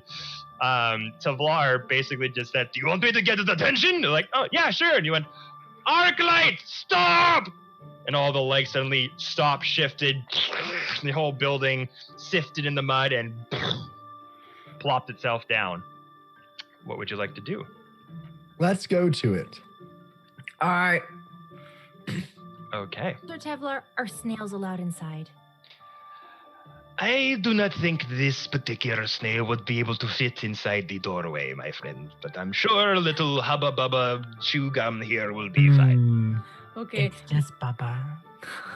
Oh. Moss dismounts the snail and she goes, it's okay, Bubba, just wait out here. You seem to really like the muck, so enjoy. It's okay, Bubba. Just start walking your way towards the door, and by the time we're done, you'll be there. Okay. And then just starts to get down off the snail, and you make your way towards the front door that is currently closed. How far away is the door? You're just like maybe 15 feet from it. Oh. Okay. As we walk up, Lucifer brushes a little bit of the extra muck off of Quincy. Just as a wordless, sorry, bud. And you still just have that bitter, awful taste in your mouth, and it's not dissipating. It's not going away. Are the warts dissipating? Has it been kind of that long? The warts, so it's been like, yeah, so after about an hour, you notice that the warts have slowly like started to swell down, and they're slowly dissipating. You have the remnants of like 1, 2, or 3 on your body, but after that last leg of walking through, you saw them kind of starting to retract. Yeah, that's okay. That's okay. I want to walk inside and like call for a bartender. Like, hello? Is anybody here? Like, what do I see inside when I go inside? All right, so you just kind of rush towards the front door, open up with the doorknob, and this wooden, old, dilapidated inn starts to do the environment of it. It takes you in, and going through the interior, it looks interesting. It imagine like a very quaint little cottage in the hillside, the interior of that, but just overgrown with weeds and vines and vegetation. There's a ton of just weird sort of antique trinkets like all over the walls, old sort of oval brass stained pictures and paintings and things like that. Weird little vials of different makes and stuff. There's a bit of what you can kind of tell is like a front desk and stairs that kind of go up and then like go wave around here and then wave around there and then go up to the second floor. There is a big old velvet couch, but like vines have kind of crawled over it through the floorboards. Various sort of flowers are blooming out of it, and blues and yellows and pinks of that kind of nature. And sort of this makeshift L front desk is sort of in front of you in this weird lounge area, and you see a fire, a hearth for a fireplace that's just non-existent, just kind of black with ash and soot, with a few vines wrapping around the cage door of it. As this person is behind the front desk, sort of hunched over, and from the back you see this tattered, woven poncho on their back, kind of with tattered bits of material coming off from the edges of it, sort of in this wide V-like shape with multiple colorations kind of sewn into it, like browns and greens and dull blues and blacks and yellows, kind of in different sort of what's the word I'm looking for? Variations that are kind of lined through, almost like layered sand. That's kind of like what the coloration look like someone knitted themselves with a hood that's kind of up over their head. You see wisps of elongated frizzy hair kind of coming off from one side here, one side there. These very fine but sturdy sort of gardener gloves that are of this tan sort of tough hide material. And this long dress that kind of almost looks like a ballerina's tutu outfit, but it's not like displayed and splurt out in a circle outward. It kind of droops down low like a silk dress of sorts, but part of it is frayed, so there's some parts that kind of burst out one side, burst out the other. And long fishnet stockings that go down past the sort of ballerina dress skirt, and two big shit kicker leather boots as this person kind of starts to step around the L-shaped desk, muttering something to themselves as they're holding a potted plant with a cacti coming out of it. And you see this fairly young looking female elven woman, as the frizzy hair is kind of flaying out in all directions, almost like they went to Florida one summer and just got like the humidity just took over their entire being. And on top of sort of the hood that's also in this cottony sort of interwoven material is this small black velvet bowler hat that kind of sits on one side to the corner. And they have tiny little oval glasses, not like big like this, but like tiny little spectacles like this, with a nose ring out to one side, an eagle feather kind of hanging out from the bottom earlobe from one side, multiple beads and necklaces changling and dangling from their neck, and multiple beads and charm bracelets around their wrists, sort of adorning above the gardener gloves, as they kind of are hunched over holding this cactus. You're like, it's okay, my little friend, it'll be fine. We just got to get into the... Oh! I need something to drink, please. Also, I love your style. Evie runs up to them and goes, well, hi, how are you? And then looks Moss up to gives the a look to person and is like, and you too. He's talking to the cactus. You see them too, right? This is not just me. No, I know we ate those mushrooms earlier, but I'm saying, like, I see them. They're right there. Do you want to see them too? No, we're here. We're real. I need something to drink real bad. Do you have any mead? Or something of the like? I like your cactus. This is a lot more voices that I'm used to all at the same time. Okay, hold on. Hold on there. Let me, don't worry, Bob. Let's just put you there for now. Guard the place. I'll be right back. Kind of comes over to you in this draping V-like poncho, tattered and frayed, bits of material stringing off on the sides. Hello, welcome to the inn at the end of the road. I haven't had a guest in a very long time. I was kind of just occupying my own time. Mead, my dear boy? I don't have mead. I have mushroom tea, if you prefer. Does the mushroom tea have any special side effects, or is it just great tea? Sure does. Don't want that. What I'll kind? be your tea, Lucifer. Lucifer glances over to Quincy. Just like, Quincy wants a I'll mushroom take tea? it. Okay. Ah! Lucifer hands over a couple of coins. Say, we'll take one. Anybody else? Abby just smiles and just like passively says nothing, but goes back to the cactus and starts having his own conversation. Yeah, keep the change for the mushroom tea for our friend here. Oh, thank you kindly. Very, very much appreciated. Where do I start? Right. We need to boil the water. Okay. Hold on. And just I kind can of make a fire if you need. Oh, splendid. There's a fireplace right over there. You get Awesome. started. Oh, yes? What is your name? You finally dressed creature. Like your style, my friend. My name is Arclight. Arclight Sunblight. Arclight I like Sunlight. Yeah. Fantastic. Not bad, right? Named it myself. I'm gonna walk over to the fireplace knowing that nothing's prepared and just make myself some tea with my own lavender. Okay. You go over there, and you also, Quincy, make me a perception check. Okay. As everything's happening, Abby's voice in the distance kind of picks up. It's like, and then I floated in the air, and butterflies were everywhere. And then he goes back to talking with the cat. Ooh. Arclight, do you have any food? Yes. So actually, I was going to say, Quincy, what did you roll? 22. 22.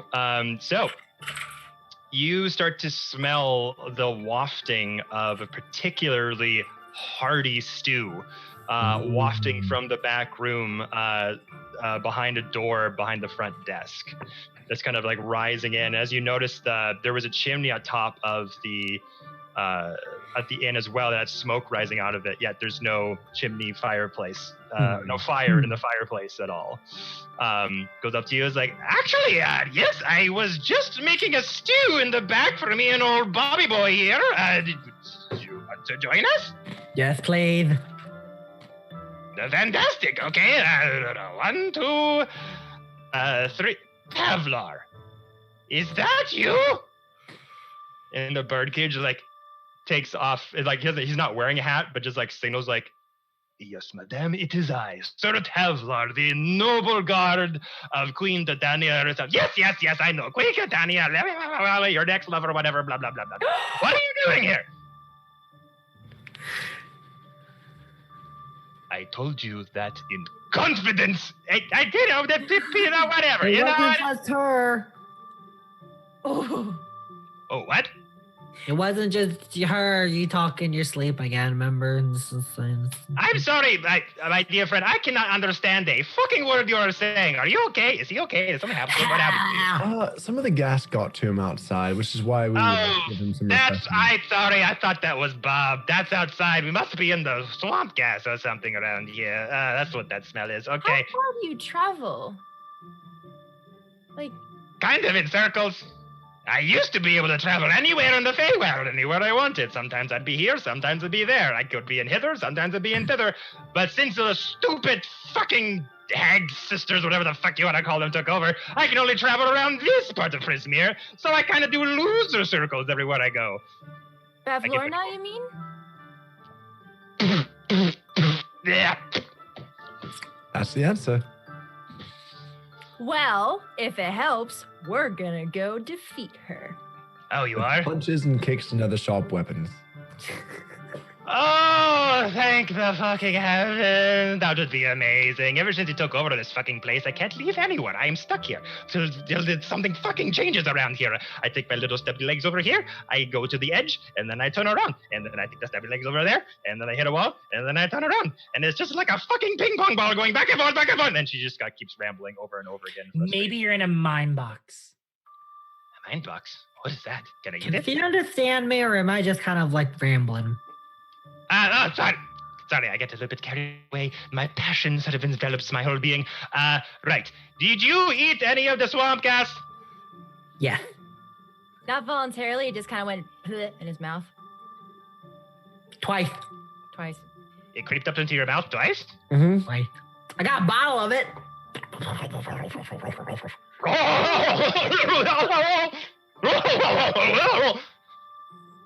I got to tell you, my friend, the gas around here, they really don't like to be mixed around. It's not very fun for them, but do you? It's okay. Your mouth area is going to be very, very numb and smell of old rotting tastes and things for quite some time, but it will pass. Do not worry. Here, hold on. She just goes back into behind the front desk, and you just see her going through cupboards and drawers and just various things, just the papers and pens, pots, pans, old files of things, papers, parchments. Aha! Here, Bob, hold this. Just puts down an old copper pot beside the potted cactus plant. Comes over behind the desk, and it's a little circular metal tin can. Caught these myself the other day before we came into the old fart swamp. Takes off the top of the tin, and it's 10 mini little slugs. Oh. It's okay. Life goes on. It goes into you, it goes out of you, goes into the dirt, it goes, that whole story. These are the only things that are going to taste any good for you for a little while, so you might want to just indulge a little bit. Lucifer looks questioningly at the slugs, just like, here's another coin. Oh, thank you very much, my friend. Thank you. Give it to Bob. Here you go, Bob. And just places it just inside the plant, so leaning against the inside of the pot. Into the dirt. Full said, no thought, head empty.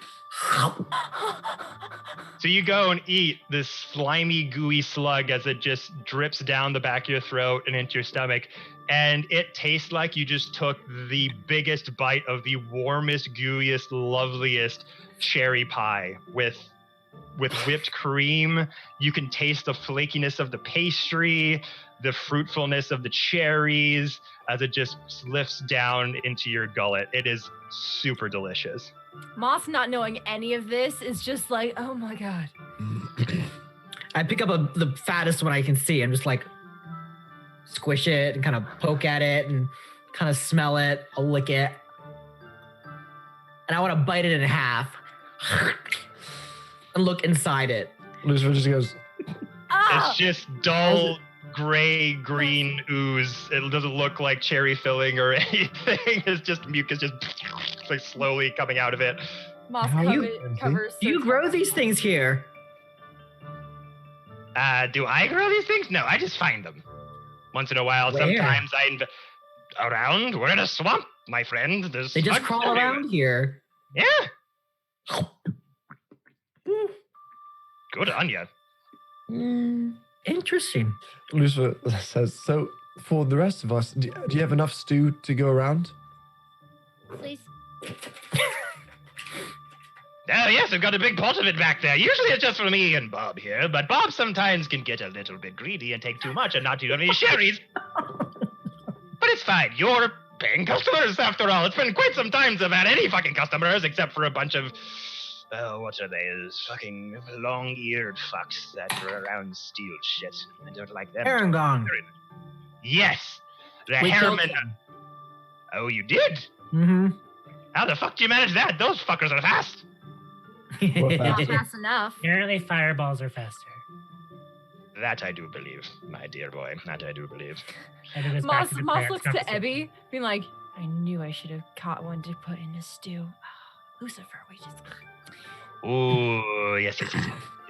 Rabbit stew. Very, very good. See? See, there's more of us that would have agreed with that delicious combination. Abby looks at the couches and back to the person who's a bit disturbed about eating the rabbits. But just take your time, sit. Will you be staying for the duration of the day, the night? You're just coming in for a quick meal? Which How long are we direction staying? we currently headed? Oh, yeah. This is a moving in. Mm-hmm. Well, it's stopped now. Okay, good.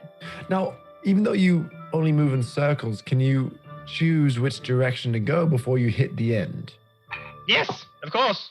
Fantastic. I've been everywhere around hither, except for Downfall, of course. That's where that fucking bitch lives, and I hate her guts to death. But Team, should we get an idea of how long it would take to get to where we're going? As far Where as are we can- going? Tar dragon thing. we were going to Telemony Hill, which is right over there, and just points out one of the windows, and you can see that hillside that you saw earlier still in the distance. That's like fairly close by. Achaidh, can we go as far as we can to Telemony Hill? How long do you think that would take on your multiple-legged inn? How long from here to Telemony Hill? Mm-hmm. Just 1 second. Goes That's over to Bob. fast. Goes over to Bob. So, yeah, no, we're here. No, I know, but we're stopped now. No, I know. No, we're not going. Would you just let me think? Just shut up. Shut up.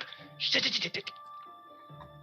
So, I'm just trying to say. No, Abby leans in closer to the conversation because he's right there. no, it's fine. Moss elbows Lucifer. Again, show me with them. Mm-hmm. Oh, okay, I got it. Okay. I got it now. Bob says it'll take you probably around 15 time. Minutes? That's the word. I don't even know what the fuck are the To measure by. Telemony Hill! While riding the inn, if that's the correct way to say that. You want me to take you 15 minutes away? Is it faster by foot or by inn? How fast are you? Well, You have wings. You can fly. we do, but team, we might have to talk about Bubba. Oh, Bubba? Who's Bubba? Can Bubba stay here while we go walk? No, Bubba. Because it might be faster if we go. So it might also be safer for Bubba. we have a very loving, very caring giant snail with us. And he has helped us in many different situations. And he's wonderful. But he does hamper our speed a little bit on this mission to go help you to be able to get out of this loop and to help others to get back to what Prismia used to be. I wouldn't say he's slow. I'd say he's thorough.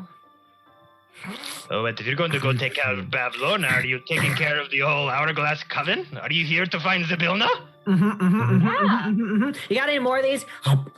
Oh, yeah. For anyone who wants to give back the old premier, I have many slugs for you. And she just like hops over the front desk and goes back into the cupboards. Pling, plang, pling, plang. I'll take the whole bowl. Slimy yet satisfying. Goes over, gives you another tin of slugs to eat. Just make sure that, at a certain time, your taste buds will come back. Probably want to stop eating the slugs when that happens. Huh? Never mind, you are all good over there. Okay, so I could certainly, any friend of Tavlar's is certainly a friend of the inn at the end of the road. I could ferry you over to Telemony Hill, no problem. That would What's be over great. in Wait, what's over there? Having Bubba stay here. And Lucifer says that specifically, like looking over at Ebby. And do you have any way for Bubba to join us on your inn? Not really. It's an inn. He's a giant snail. Yes, very, very slow. But, I don't know. I got nothing else to fucking do. If you want to run over there, I can hitch him to the inn. Sweet, because we gotta go over there. And find his Bubba Jingle Jangle. And Bubba just slime his way up onto the side of the inn That's what I was thinking. and just hang out and keep watch for you. Yeah, sure, no problem. Do you want to leave Tablar here too? We can do some more catching up, eh, friend? Tablar looks at you. Please, I would very much like to go with you. No. See? Jingle, he's the only one who knows what Jingle Jangle looks like.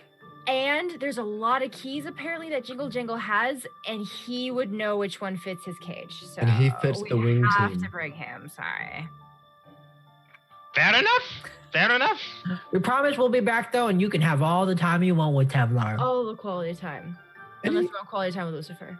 Any chance you know anything about this cage or this lock, or you mayhaps are any good at lock picking? Maybe Bob has some special talents he hasn't shared with you. You know what? That's a good idea, my friend. That's a very good idea. Bob, get over here! Bob! I want Bob just to levitate his way over. A non-verbal Okay. entity. Make a deception check. That's it. Oh, man. Natural 1. She'll believe anything you do. Fantastic, because I got a... Wait for it. Fantastic. A 8. Even better. Nat 1 is also a failure. So as she's like, Bob, come over here. Bob. You just kind of like wiggle your hands a little bit as Bob starts to...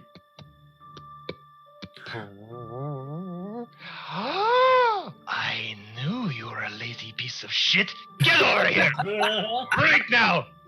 And Bob just like floats over. Go pick that lock, will you? You're literally made of thorns. Go. Go. And you see Bob just start to awkwardly wave over to the door, and the potted plant just goes. Kunk. Doing his best. You know what? It might take Bob a little bit of time. He's usually not the fastest at these things, you know. Slow thinker, quick learner, all those kinds of things. Go do your hill thing. Go find your key thing, and then come back, and then we'll take care of this thing. Okay. Do you still want us to? Yes, please, for the love of goodness. Absolutely. Okay. You gotta try one of these though. You should try one. Who, me? I'll straight to Quincy and just give him a little... You just seem to love them, and they seem to be like a rare commodity, so you should take them. For the And amount of if you- time that you get to enjoy them, you should. And tea as well? You want a tea? Who wants a tea? Nope, I'm good. You sure? Abby? Yeah. Abby starts watering Bob from his water flask. I'll just take some water. What do you have, any ale, by chance? No ale, unfortunately. Just mushroom tea, yeah? Yes. You know what, though? What kind of side effects does the mushroom tea have? I might just buy a bottle or two off of you for the road. The effects, my friend? I have no idea. It does what it does. That's the best part of it. It's a new ride every time. What does Oh, it do for Bob?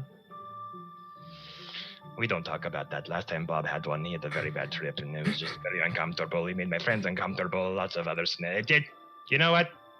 I'll let Bob tell it to you. Abby looks directly at Bob. It's like, full intent. Bob, tell them about the time you tripped up on mushroom tea and almost got rid of us booted out of the Feywild. Okay, I'll be right back. I'll buy 2 bottles off of you. All right. So she kind of goes in the back room. The old wooden door kind of moves and kind of goes off, almost off its hinge as one slide kind of slides down angrily as she goes to the back. It takes a bit of time, but comes out with 2 sort of potion bottles of the mushroom tea. It's just kind of like dark browny water with bits of leaves floating inside of it. How'd it go? Thank 2 you. mushroom tea bottles? Would you like me to give the coins to Bob again?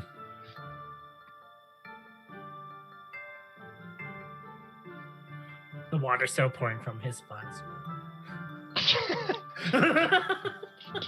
Where are you pouring the water on? on Bob. I'm watering Bob as I talk to Oh. him. Yeah, it looked like Bob's sleeping on the job and decided to have a bath instead of doing his work. So you just might as well give it to me. There you are.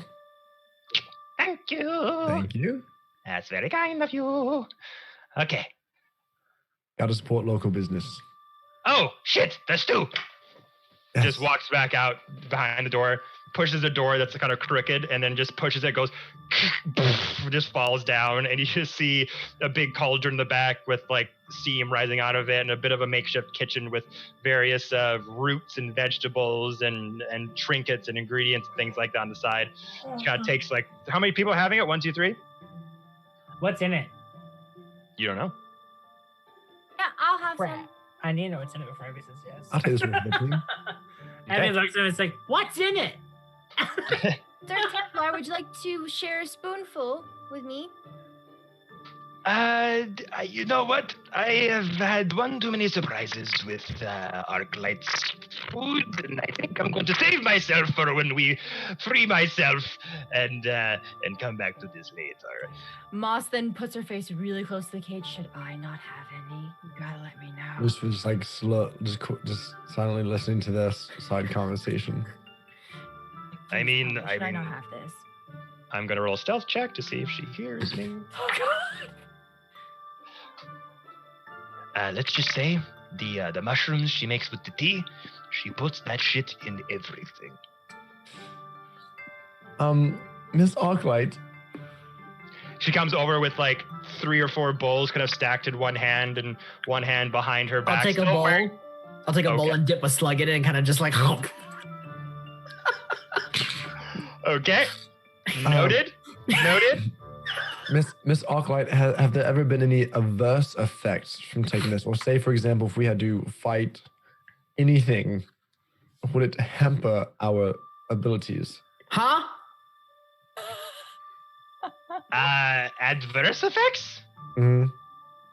I mean, I don't think so. I've only had the best fucking time with my mushroom tea. Don't think it will harm you. It'll make things very interesting. Moss is just like, okay, I'll do it. She's been very like hesitant, immersing herself into the Feywild. So she's like, okay, if anything that I'm going to start with, it'll be this soup. You gotta dip these in that though. Lucifer takes the bowl and goes to cheers it with Moss and Quincy. Okay. And just full sends, tugs the whole thing. Full send. Okay, Abby, are you partaking as well?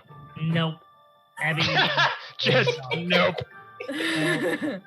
All right. Abby knows food, and right now he doesn't consider this food, but he's being polite. So he's like, I'm going to make sure Bob is fed first. You are a very kind, feathery friend, aren't you? Very, very good. Okay, and just like has like a little cup of tea and saucer that's on the front desk that was left behind before you entered. Says, "Here's to us." Glunk. I need the 3 of you to make Constitution saving throws. Yeah. Oh, God, Let's go. Oh no! I got a 6. 5. Lucy. Okay. Let's start with Lucy.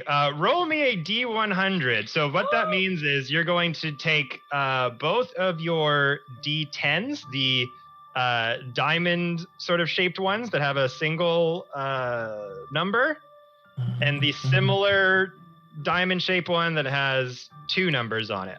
Wait. So a D. So they're both D10s. One has a single number on it, and one has 2 numbers on it. Just like this ones I'm holding up here. I might just have to wait. One is the one that has like the 10s, like in order of 10s, like 80. Okay, so I've got the one up to 100. Yep. Yep. So you got one like that goes from 1 to 10, but double numbers like this. Mm-hmm. And then there's a similar one, same size, but it's got a single digit 1 to 10, 1 to 0. 9. Too many slugs, Quincy. Yeah. Again, what does the double zeros mean? It's to give you yes. an inkling of the 1 to 100. So let's say if the double digit was 60, you'd be in the 60 digits, and then the second number would be 68, 4, 2. But the 2 zeros mean 100 or So I got 0? these two together. Well, hold on. Let's start with Lucy first. So I have my leading up to double zeros and mine leading up to the single zero for 10. So you roll double 0 and a 0? I'm about to roll them. Oh, okay, good. Yes. Okay. 60. Okay. 3. 63. Mm-hmm. Okay. And I chugged that bowl too, so. All right. Just gonna make some notes here. That's what happened to you. Okay. Moss, what did you roll? So I had the double zeros and then an 8. Yep. Is that 108 or is that 8? That is just 8.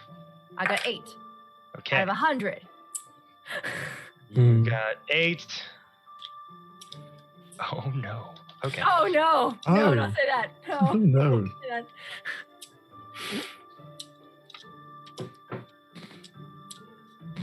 Okay, let me see. That's you there. Okay, and Quincy. 96. Nope. Yeah, it's a 6. 96. 96. Okay. Boss is messed up.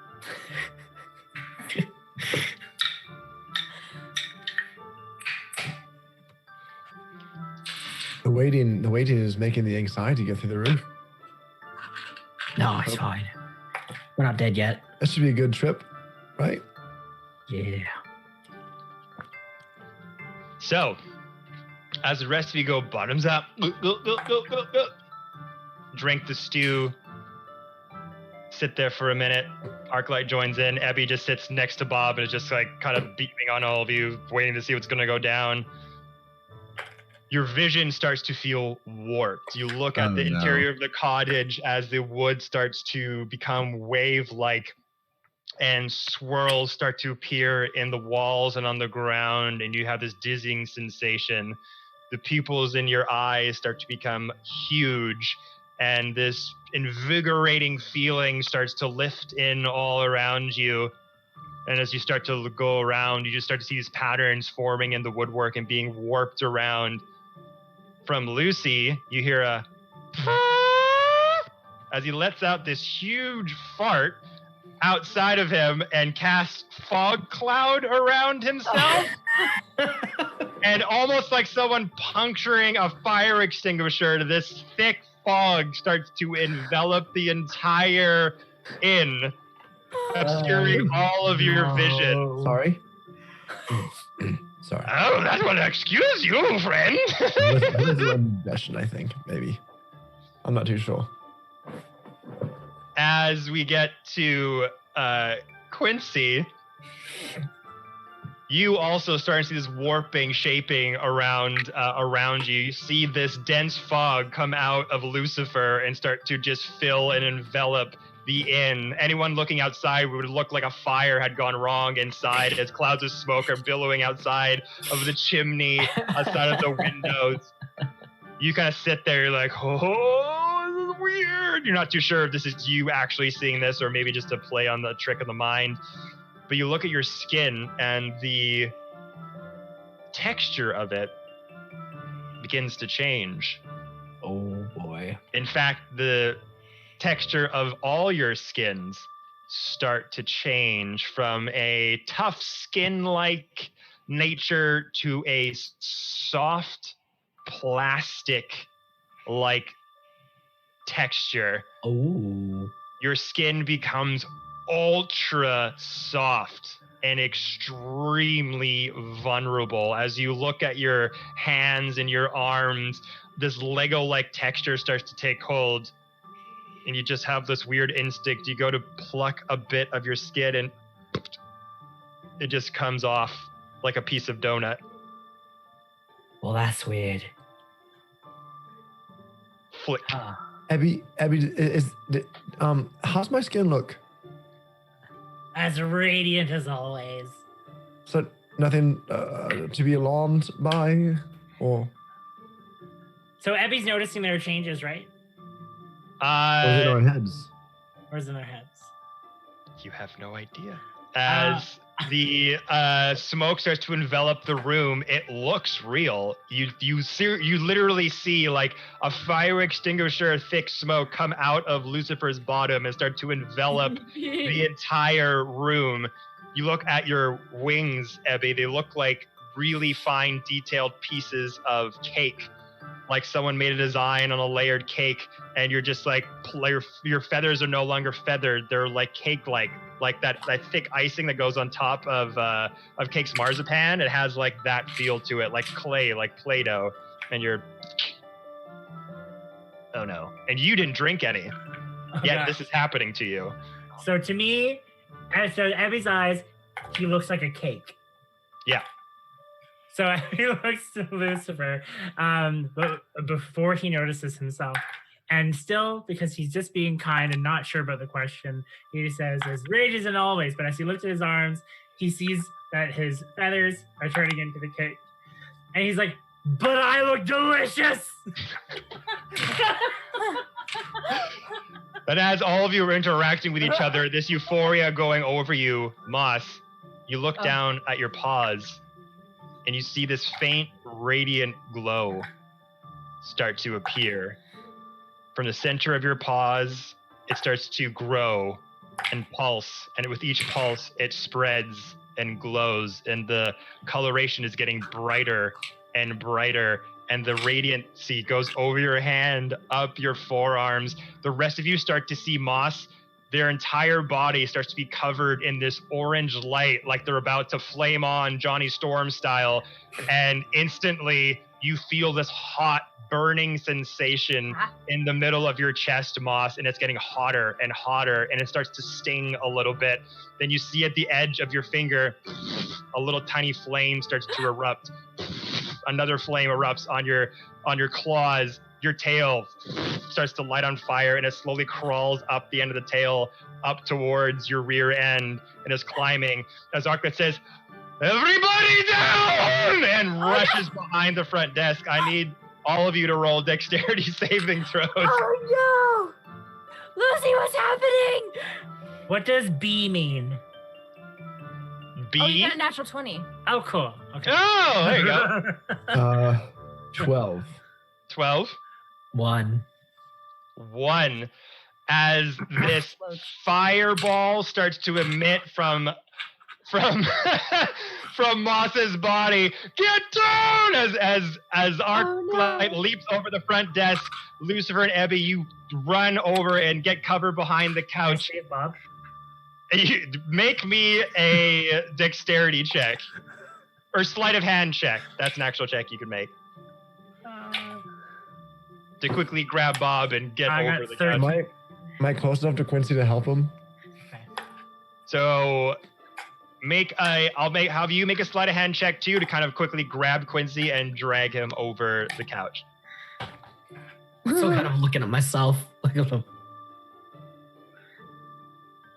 Is Moss able to try and help by jumping or running out the door?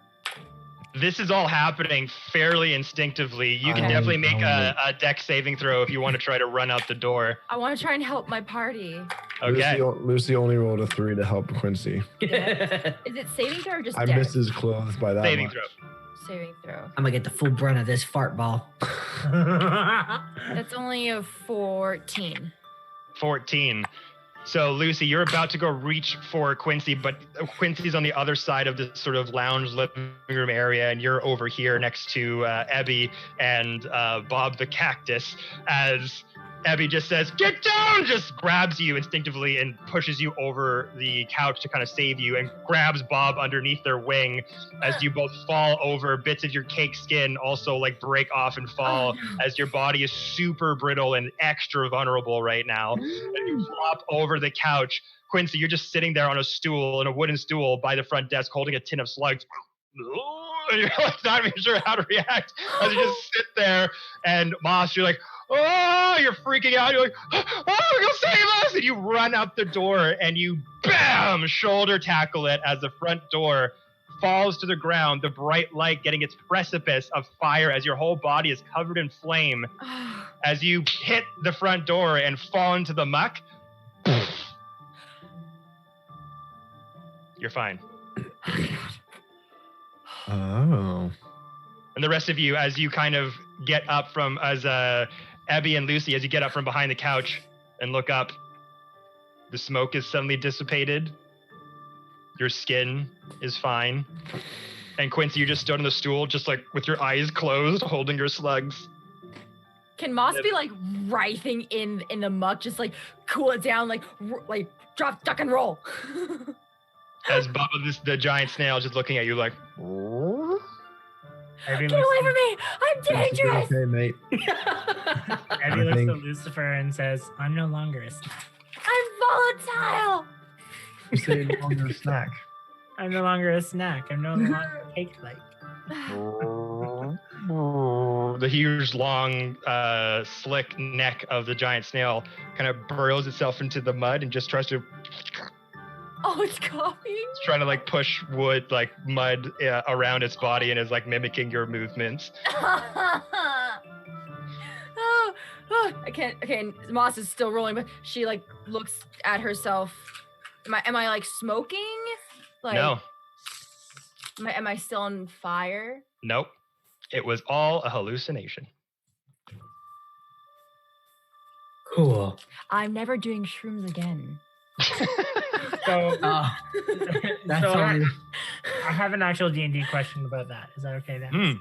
So if it's a hallucination and we didn't know it's a hallucination, but say I just wanted to run up and hug the fireball, would it hurt me? If you want to run outside and hug Moss? No, I say the fireball was like going off and then the character just wanted to So Moss, I mean, you'd have to try to find out. Sometimes it may be an illusion. Sometimes it may not be. Oh, I just mean, if it was a hallucination, would they have taken damage? No. Okay. Interesting. Has the inn started moving again, or have we been still stagnant? Oh no! If it's been moving, Right. Moss No, fell 10 feet. it's been stagnant. She was offering you food before you went off to the hill. Okay. And then you all had that trip, and Arclight just gets up behind the front desk.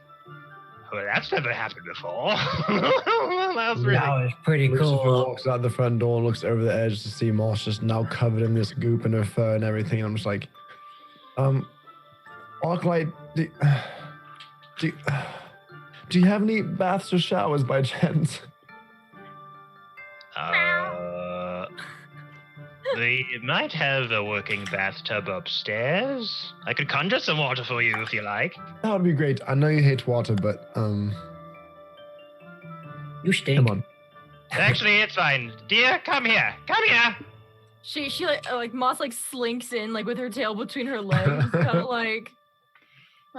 Then you're soaked in mud, caked on. She kind of goes over to Bob. Yeah, I'll take that, friend. Thank you for your protection. Bob will Bye, appreciate it. Bob.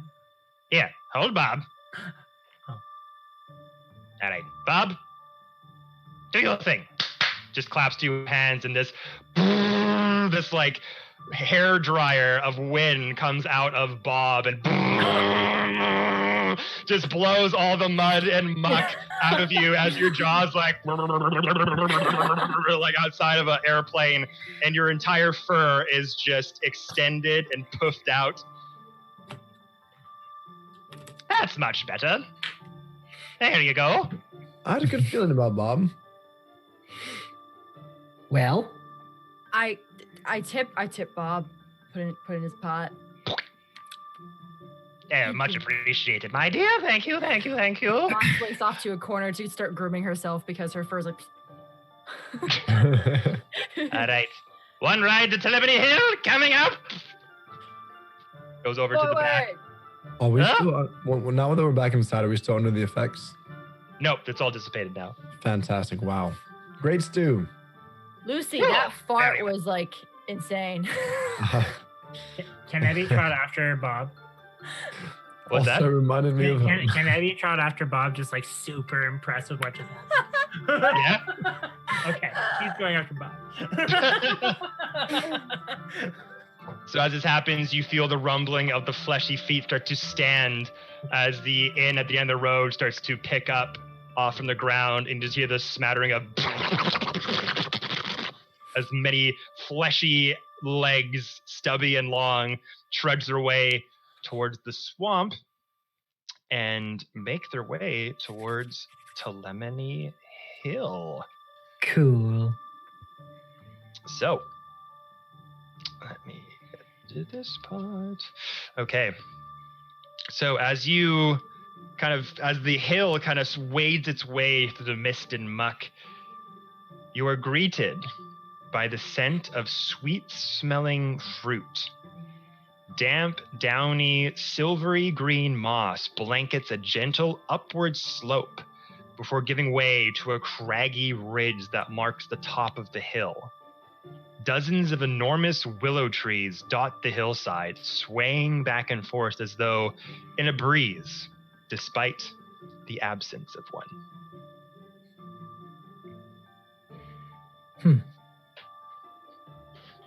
Trippy. So the house has kind of gotten out of the swamp and onto a more solid grass area, and you just see this fairly large hill going up, slanting up from the base. Multiple willow trees with drooped leaves and vegetation coming off from the tops, swaying back and forth like this, even though there's no wind at all. And then up the very top of the hill, there appears to be this sort of rock cave-like entrance, and the entrance itself looks like a key. Ooh. All right, well, let's go check it out. Okay. I'm guessing that the inn like drops to the ground again. Yep. Yeah, go back in the ground. Lucifer goes and just pats Bubba's saddle because he doesn't want to get the slam on him, but just says, Bubba, be good. Yeah, Bubba's literally like on the side of the building, just like as we're walking out of the entrance, there's just Bubba on like the side of the building. Okay, you stay put. Yeah, up at the point where you guys were hallucinating, tripping balls on mushroom tea, Bubba was able to just slowly like get their way closer to the and then when Moss Kef slammed out and he was like mimicking the mud movements, he slowly went and just got into the side, just back to the side of the hill of the house as it walks through. Oh gosh. So as you guys go and exit outside, Arclight says, "Goodbye, friends. Tell Telemony Hill I said hello." We'll be back tonight. Make some more mushroom stew. Oh, yes, I will. Maybe we'll bring some other ingredients as well. What other ingredients? Okay. And we head up the hill. We head up the hill. Yep. As you make your way up, you get up about 25 feet or so as these swaying willow trees of various sizes and shapes kind of catch your eye. Some fairly thin and warped and twisted, some fairly thick with the leaves and the drooping nature of the willow tree falling down all around.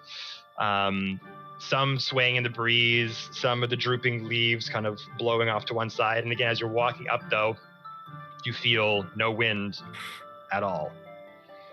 Abby stops in his tracks and looks to his left at one of the willows, and just like under his breath goes, "Wow, that's one whopping willow." And then he starts investigating it through nature, just trying to see if he understands it. So I'm gonna roll a nature check. Roll a nature check. I got 10. 10. As you're kind of going up and saying, "Oh, that's one whomping willow." Oh, I thought so too, bro. Good job. As one of the willows that you're seeing kind of is swaying around, and as you say that, the roots ingrained into the hill go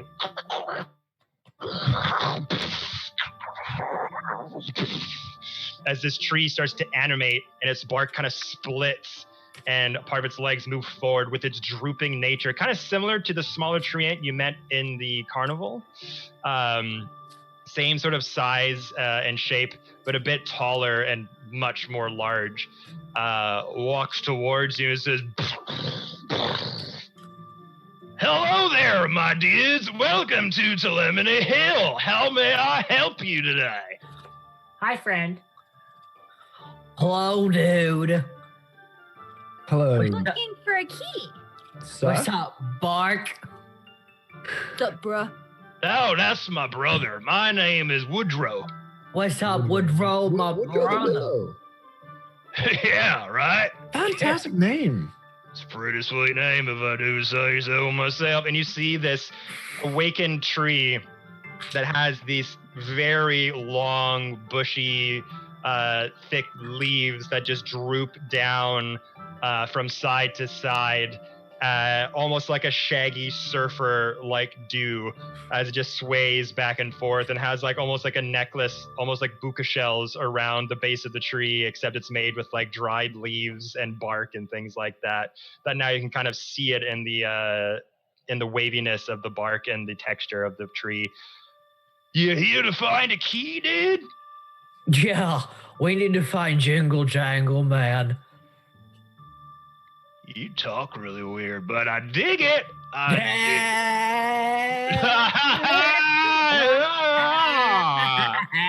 Oh man, it's been a while since someone could match me with my wits. You're pretty smart. Evie's just stunned. Hey Bart, can we keep this one, bro? We could like have a fucking guard that's not a tree for once. Like, I don't know, spice it up a bit, you know? You're a guard? That's so cool. Well, kind of a sort. So all of us here are kind of guards. For what? What are you protecting? The hill, of course. You all have an People amazing want to hurt story. the hill? Wow, that's honorable that you want to save it.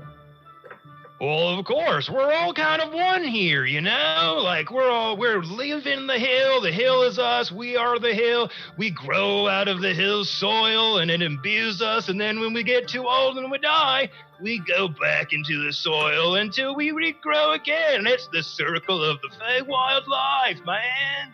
Oh, you're like a family. Wow. That's fantastic. I mean, isn't Wow. that what you are? That's deep, bro. That's like Yes. roots Yes, we do. down deep, bro. Oh, exactly, my man. I So, love what are your you fully. protecting- What are you protecting the hill from? And you just see the tree kind of stop animating for a minute, and you're kind of looking at it for a minute to see, like, is it still awake or is it tree? And it's kind of this elongated silence goes off. What? Sorry, what were you saying there, bro? I kind of took a bit of a power nap when you were trying to ask me something. Don't worry about it. What exactly are you protecting the hill from? I don't know. Anyone who would do the hill harm, I guess? There's some weird fucking long-haired rabbit folk that like to cause trouble. Paradogs. They're dead. Oh, bro, they're not it, bro. They're not it. They're not it. You Yeah. extinguish them? We've I did handled it. nothing. There's only one left. We don't know where he is, but don't trust me. But we will make great stew. Out of And him. he just like glares over at Moss. Lucy meets Evie's stare. Are you Moss carrying... completely ignores the glare. She feels it on her neck, but she's just like, no. Are you carrying Sir Tavalar with you up this hill, or did you leave him in the inn? No, I haven't. Now we got him.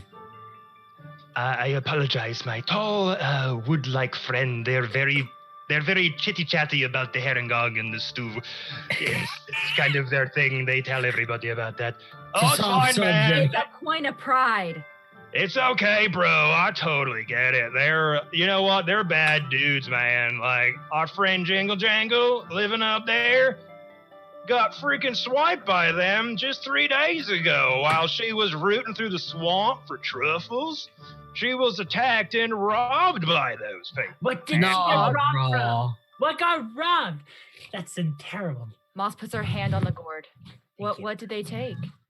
I don't know, but she was really unhappy about it. She hasn't left the hilltop since returning to the hill. Well, bro, is your good day, bro?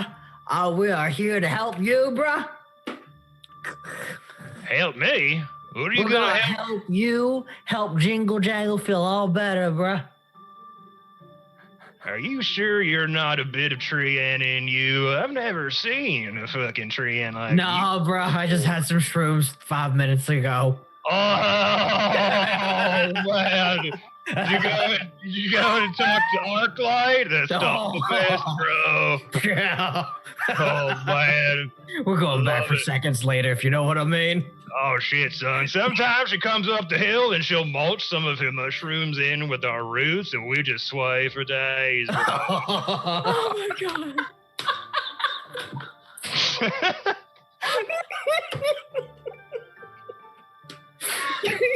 It's magical. I've seen things you wouldn't believe. I've surfed oceans. I've been on the moon. I'll bet you were a bird one time, too. I mean, several times. I mean, life gets hard when you're just rooted in the same place all the time. You know, you gotta make it interesting somehow. Fair enough. You're a bird. I mean, in one lifetime, weren't we all? It's hard to be wood sometimes. Abby just like goes into deep retrospect at So, bro, could you introduce us like to Jingle Jangle, man? I guess so. What do you want with old Jingle Jangle? Well, Tevlar here, the one in the cage, he needs to open that up so he can do free stuff and he can get out of that because he's a little confined in there. It makes him uncomfortable. So, but we heard that Jingle Jangle has lots of keys, and maybe one of them could probably help Mr. Old Tevlar get out of his cage. Okay. Well, then that sounds good to me, bro. Are you gonna do like some kind of trade or something? She's very, very protective of her keys, bro. Like, Do you think she'd like? You think she'd like this? And I'll dig into my pocket and dig that glowing key that I made. I'm gonna show him this. You think she'd like this one? Right, That's what I'm saying. Abby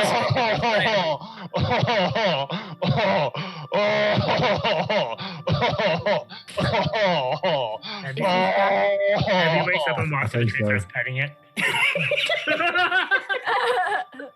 Go up and start petting Woodrow, and he goes, oh, sorry, bro. Sometimes when I get too excited, it's like just a record that won't stop. That looks amazing, my friend. Yeah, she'll love that. She'll love. There's a bit of it. She's not very much in the best moods of sorts. Maybe that'll spring up her day. At ease, trees. And the trees are just like swaying. They haven't like changed direction or anything. The only one that's like moving. Thank Follow you. me. Hey, no problem, my furry friend. I guess it's time for us to leave. Oh, bro, Bark, did you hear that one, bro? That was fucking awesome. That was Oh good. my god. As Woodrow leads you up to the top of the hill, takes you probably another like 10 minutes or so. You got a pretty good vantage point right now, kind of where you are. Still surrounded in that swampy terrain, but not as wet and drenched and dirty and mucky as you were by the bubbling soil. It's a bit more sturdier in this region. But as you start to go down the worn stone steps, leading you down into what feels like a cellar, it's chilly in here, and you detect a subtle scent of iron in the air. From a distant spot within the chamber, sputtering candles illuminate a multitude of keys dangling from taut strings that crisscross the walls. 100 of other keys lie strewn across the dirt floor. As you take in the scene, you hear sounds of keys jangling and clinking around as a goblin emerges from the dimness. She wears a coat lined with metal keys, carries a flail that has padlocks for heads. Ooh. Ow. She manages a faint smile and says, huh? Oh, hey, Jingle Jangle. Got some friends here, bro. They brought you a cool treat. I know you've been feeling pretty down lately, but like they're here to help you. Maybe brighten up your spirits, you know? And as Jingle Jangle kind of looks over at you, you she manages a faint smile and says, "How might Jingle Jangle unlock a bit of happiness in your lives today?" Well, and I'll kind of motion to Tevlar in the cage. We was hoping you'd have a key to open up our friend's cage here. We heard you're the best of the business, so we thought if anyone could do it, you fantastic key maker, could do so. But we don't want to do it for nothing because we know your skills are very, very important. So I am willing to trade you this. And I'll hold up the bottle and shake it of the yelling, screaming mud. This is a magical potion. Lucifer also in the background just holds up a little bag of coins just in case. Right behind Quincy, just like... Just in case. This is a magical mud that can make people not taste anything for a long time. Can Evie do an insight check on them to see if they're getting overwhelmed or anxiety, the Jingle Jangle? Yeah, roll an insight check. Got an 18. They seem a bit overwhelmed Okay. from everyone kind of coming on pretty strong. How does Evie react to seeing them? You can just see that there's just a lot of information kind of being thrown at them as Woodrow kind of coaxed them to kind of like come out from the darkness there in the cave and trying to putting on a bit of a face to be like, how can we help you today? But then be like, I got a potion, I've got coin, I've got money, like, and just like a little nervous, and they're kind of just like hiding into themselves a little bit. Oh, we're so sorry to barge in like this. We heard that the Herringon were being kind of assholes to you. We're so sorry about that. They were bothering us too, but we dealt with them. Are you okay? I'm fine. They're very, very mean. First they stole Jingle Jangle's truffles. Next they want Jingle Jangle's keys.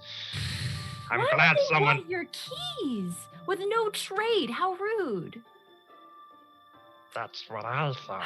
It's very, very rude. I don't know what they want with my keys. They're my keys, but they wanted my keys for some reason. I don't know. Sometimes they just...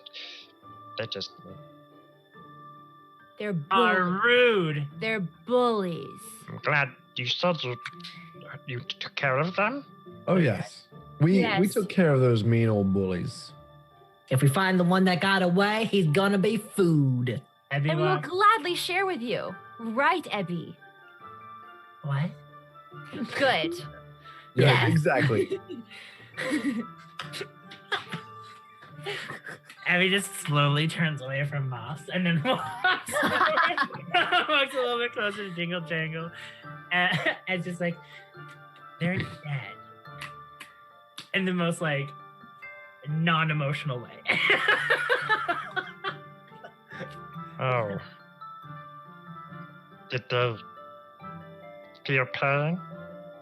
Well, I sure thought it looked painful. Some of them burnt to Care a if they crisp, did? leaving only behind their One- boot. Red Marshall Yeah, one became boots. Good. Okay. Yes. Evie takes a step back. Actually, one of them burned because of this guy. Yeah. Yeah. Guys. Evie kind of like goes closer to them. It's like, they're a little overwhelmed, a bit soft. I don't know. They seem to be coming out of their shell when we talk about gore. So. Yeah, especially when it comes to bullies. Bullies. And Evie walks to the back. They deserve what came to them. They threw Jingle Jangle in the mud, hit Jingle Jangle with their wooden clubs. Oh. Lucifer's blood starts to boil again. His red glowing skin just like glows a little bit darker red for a moment. He hates bullies very much. Can you probably- help us get Tevlar out of his cage? I have one of their slings if you want as a trophy for the main gun.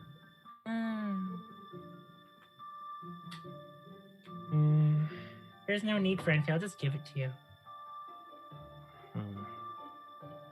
Not impressed. Evie Lucifer- Evie takes out the sling and draws a smiley face on it and then hands it over. Lucifer chuckles and says under his breath, "Jingle jangle," as he jangles his coins. Jingle jangle. Jangle. Jingle jangle. Do you like money? I'll dig into my pocket. I didn't want to use it for right away, but I'll take the key out and hold up the glowing. That's Can you? Can shiny. it is very shiny. I found it, and I figured you would like it, but only if you can help us get our friend out of the cage. Pretty please. Our friend's been bullied as well, so we're just trying to help him out as best as possible. Yeah. Tried? Sure. If you can help us Coins back in his open the pocket. cage, not just for any key, Correct. the one that opens this cage, and you get this very rare glowing key. Make a persuasion at advantage. Oh my So gosh. did Abby give the sling over? Yeah, get the sling over, and they're just like holding it, like kind of like a safety blanket. And I That's give a natural 20. Oh, yeah, gobbled your last ghoul. Jingle jangle. So as you give over, sorry, Abby, what was it again? It was I give over sling that had a happy face drawn on it. yeah, the sling. So they just take it, and you see them like them kind of fiddling with it, and just having something to focus on is like calming them a bit. Their shoulders are not so shrugged over. They're kind of relaxing a little bit as they're playing around the sling, and they like it, and they're just like tinkering with it. There's all these other options coming up, and then when Quincy brings out the key, he goes, oh, okay, child. Do I have to do this then? You can have the sling. Okay. You look on their sort of coat they have on. It's just like row of keys, keys on strings all over the wall, keys all over the floor. There's this one. Evelyn, do you know which one it was? Did it glow a certain color? He's gonna roll an investigation check. Can I help him? Yeah. Okay, I will be like a beacon again. See anything? Got an 18. So goes over to the goblin and says, oh, that one right there, that one. And he points down. And you see this very thin silver metal key with a very like particular design, with a bit of a sort of filigree inlined in the head of the key as it goes down. Has a particular set of teeth that matches perfectly with the hole in the lock in the bird cage. That one right there in the middle, right in the middle of the chest, right there. Oh, okay. So the door. The door goes. Woo! Opens. Yay!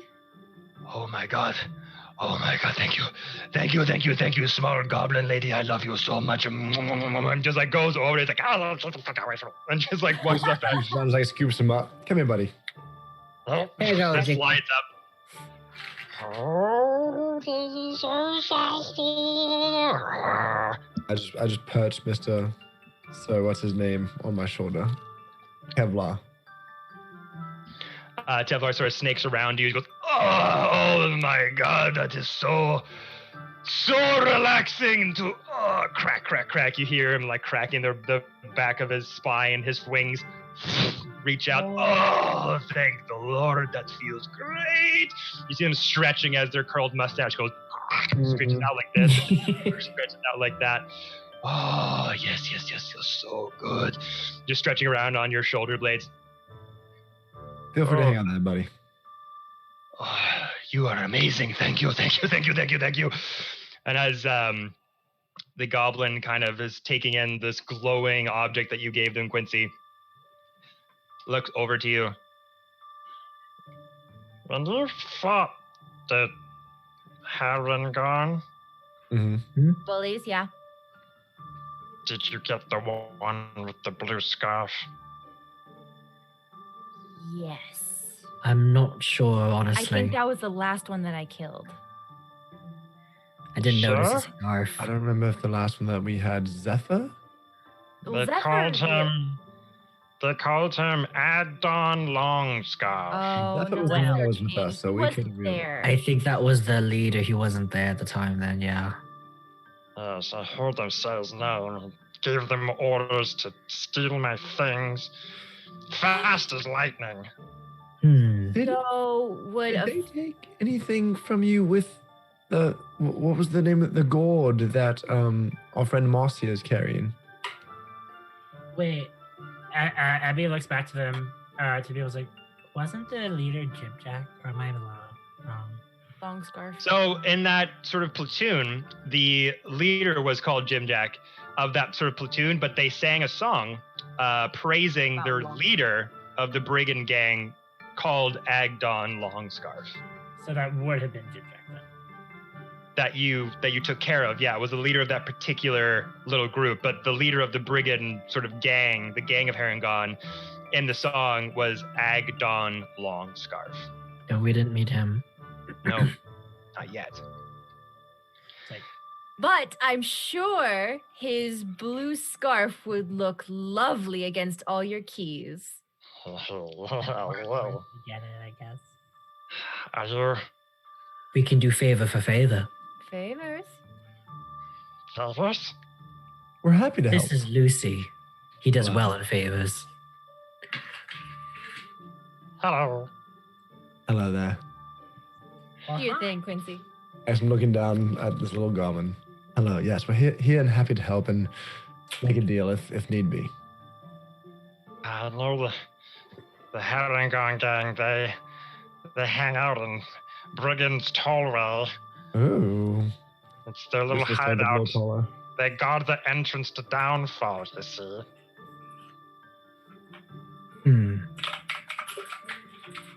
They protect Bavlorna.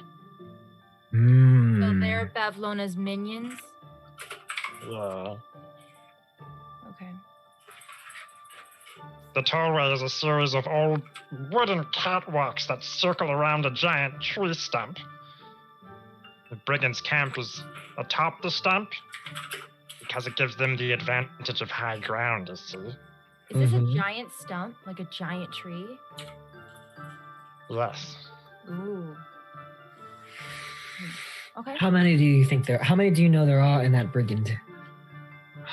I don't know. I only saw the group that came across my way. But everybody knows about Agdon and his Harengon gang. They kind of keep things in order around here, but also do whatever the hell they want. Well, I'm sure with the Not for one long. that got away, and Moss pots the gourd, they know about us as well. We'll be happy to head over there. We'll get you a scarf for a favor. Mm-hmm. Any chance you know anywhere nearby that has bows and arrows? Bows and arrows? I've been interested in purchasing one or making one for some time. Bavlorna and the brigands, they steal everything. I don't know what you're doing here in Prismere, but if you're looking for weapons, Bavlorna probably has them. Noted, Jingle Jangle. We'll make sure to return as much as we can to those who are stolen from, and we'll make sure that if you need anything, which you can let us know if you do, we can get you whatever you need as well. That's been taken from you. Has something been taken from you while you've been here? They tried We to. think so. I think they took a tree's thing. We don't know what the thing is. But I think it's with the thing in the gourd that Maz has. That was a lot of words. I'm sorry. I don't know what that was you were saying. Did they take anything from you except for keys? Or a tree feeling. A feeling?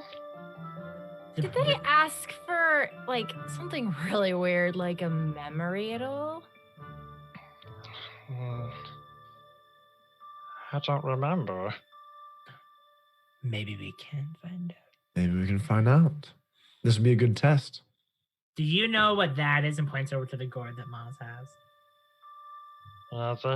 One of them had that around their belt. Do you have any feelings come up when you look at it? Or confusion? Moss really wants to open the gourd. Can someone like persuade her against it, or are we just gonna go with it? Lucifer bumps Moss and just says, do it. Let's see what happens. Moss opens it! Maximum effort. And points it, and oh no, I don't want to point it. I guess opens it and like kind of like hovers it. No, and like kind of like holds it out in front of Jingle, but not points it at her because Moss is worried on how memories are taken versus given back. Okay. Uh-oh. So. Oh God. You open the gourd and Yes. just hold it open. Nothing comes inside. It comes out of it. Maybe pour it out or upside down, maybe? I heard of squish some it? things that if you rub it, it makes things. Moss rubs the gourd. Maybe upside down a little bit. Maybe just a little- Okay. Moss starts to like tip it until it's upside down. Lucifer leans back. Do we get an empty gourd? Sorry, Jingle. We thought there was something in here. Oh, that's okay. I'll just and then you just see this force sort of hit Jangle out of nowhere. It's an invisible force of energy just hit them straight in the center chest as they fall back on their ass. Is Moss also propelled back? Nope. No? Okay. Oh my God, Jingle! Oh, that was Are just you something. okay? No, that's gonna happen. I'm so sorry. Are you good? Ah, Immediately caps it. Nice. Thank you. I think that was the right choice. Cat-like reflexes. Yeah. Abby runs up and wants to do a medicine check to see if they're okay. Insight check? Medicine. yeah, make insight check. I want medicine to check as well. Lucifer just looks over at Quincy, shrugs. My medicine check was a 19.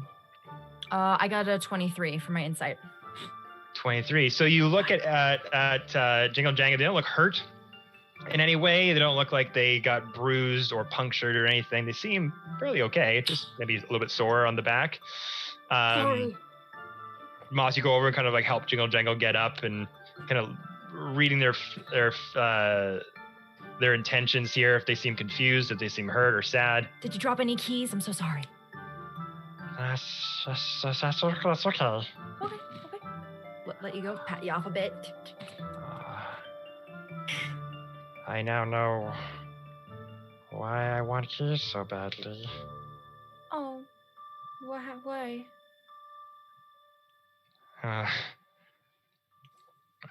Apparently, I went and sought out Bavlorna's help. I was trying to undo a curse that fell upon me. I always felt this fear of being caught on the wrong side of a locked door.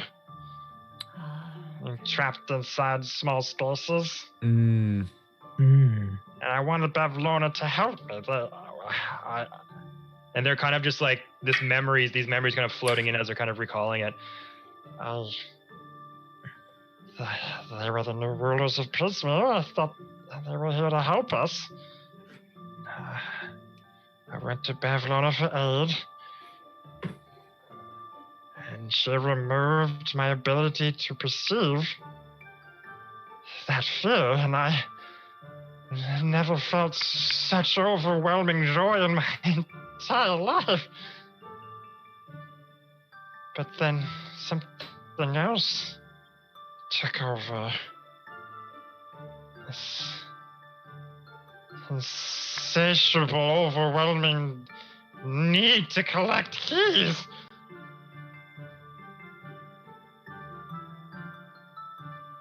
I been lost in my sense of self.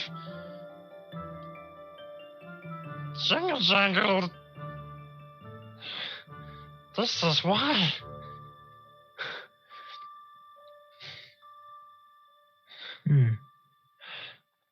You said you're not from around here? Mm-mm. We're from the material plane, and we were here to find and help Zybilna. Zybilna? We Yes. actually have a little beef with Bevlona. Mm-hmm. It seems that she's done a lot of wrongdoing in these parts. Prismir has never been the same since they came. They locked Zybilna out.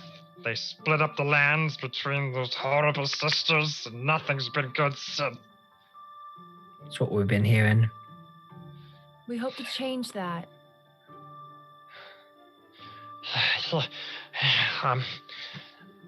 Walks over to the wall of keys the wall of keys behind her, all in string. Just reaches up and grabs the shiniest, goldenest, most kempt, clean one that she can reach, and takes it off the rope.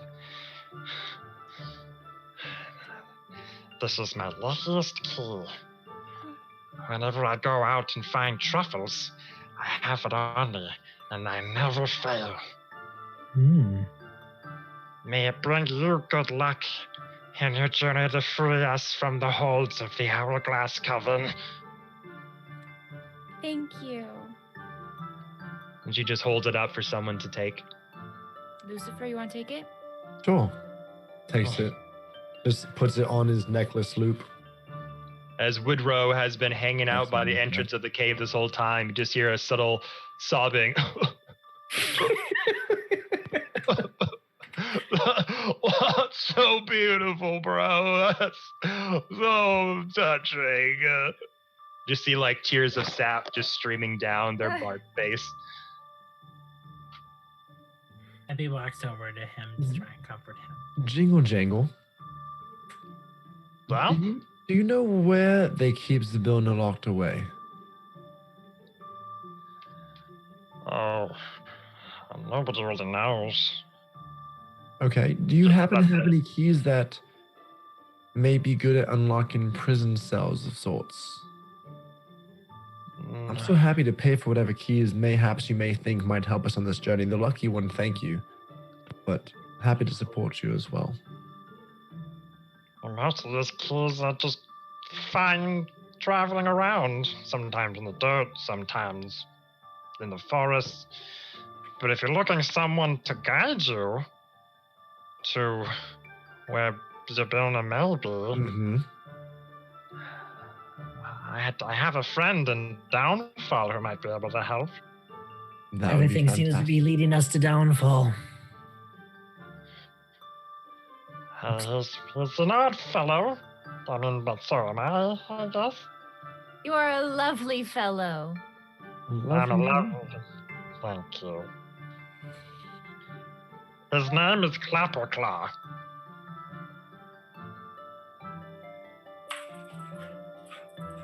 What does Clapperclaw do? He knows things. That's fantastic. Knows the way to the neighboring realm of Thither, Oh. ruled by one of the other sisters in the coven, Granny Nightshade.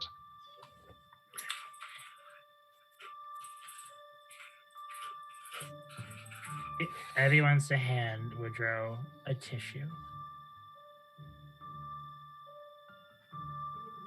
Tissue? To Woodrow. He went back to the tree that was crying. Oh, he's like, oh, thanks, bro. Thanks. And he takes the tissue and just like sticks to his wood face from the sappy gunk of the viscous going down his side. Oh no. Oh. Abby was like, oh, you can keep it.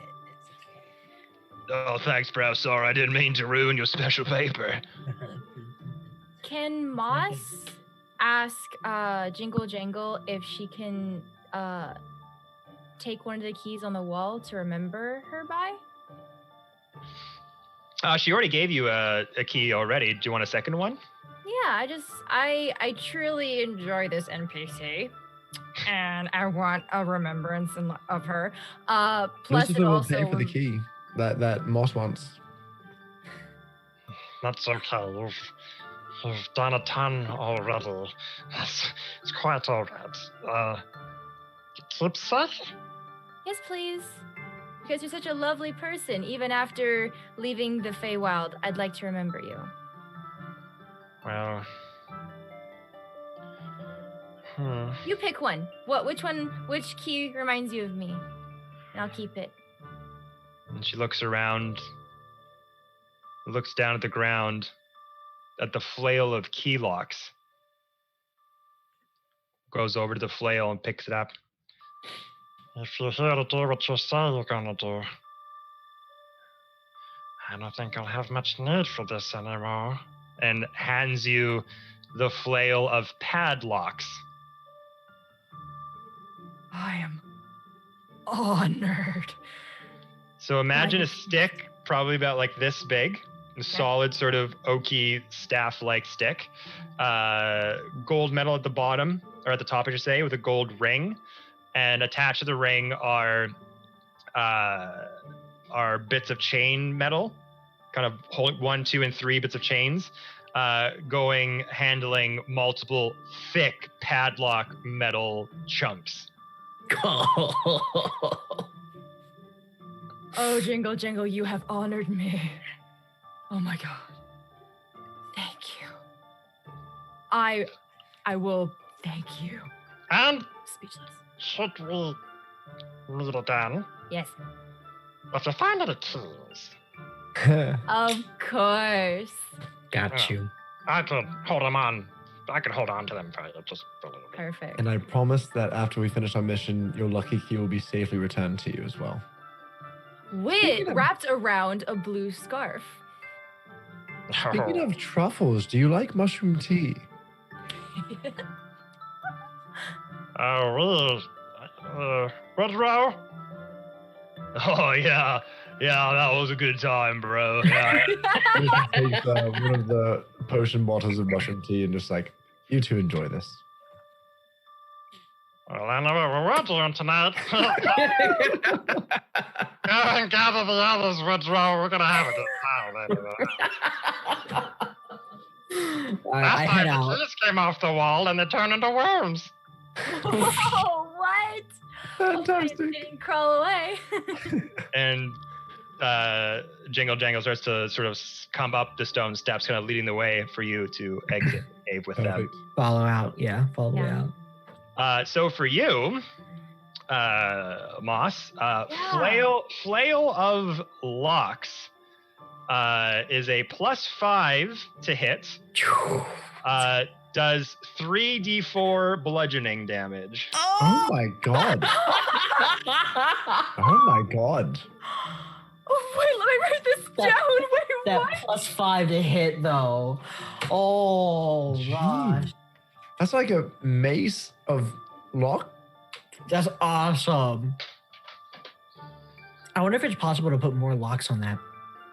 Ooh. Like more chains. Ooh. And if you have magic I'm keys, you speechless. stick them in the locks and see what happens. Oh no. Okay, so Moss, as they're exiting the cave, she kneels before Jingle Jangle and is like, but has the weapon in front of her. I will fight in your honor. Thank you. It's okay. Just hear like the shink, shink, shink, shink, shink every time they step up. Every time they step up the stone steps and get up into the top of the hill. I'm sure you make much more use out of it than me. I was kind of just flailing it around. It will be decorated in Bevlona's blood. I can promise you that. Oh, that's dark. No.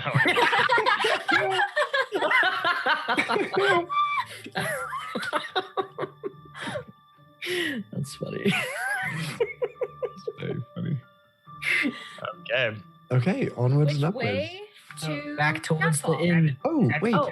Abby wants to talk to Woodrow and ask him more about the friend that he said is sad. Because he had an idea. So he wants to know, is like, Woodrow, didn't you say you had a tree friend who hasn't been here in a while and is sad? Tree friend? I can't remember her name, but you said someone hasn't been here in a while, but she hasn't been the same since the rabbit people came. Oh, that was Jingle Jangle. And I You said misunderstood the entire thing. Yeah. I said there's another tree that was sad, and I got really hooked on this other tree. No, sorry. In that conversation, they said Jingle Jangle hasn't left the cave in a while because the Herringong robbed her and beat her up. So that's my fault. I don't want to talk to Woodrow. Jingle Jangle, how do we get in touch with your friend Clapperclaw? Just have to find him wandering around Downfall. He's got pincer hands. Pincer hands. Like crab claw hands. Hard to miss. Okay, you've got it. Noted. What time of day is it now? It's still daytime. There's still sort of dim light, sort of out, bouncing off of the whiteness of the fog. A little bit of sun kind of peering out through the mist here and there, but still daytime. Fantastic. Do you think we could make a quick run to check out a giant tree stump before we get back for dinner? Yeah. Oh, yes, absolutely. I would love to add a bow and arrow or multiple arrows to my arsenal. Jingle Jangle, which way is that tree stump?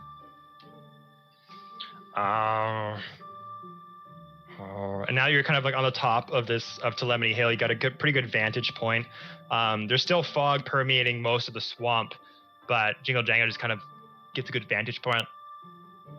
Woodrow, I wanna.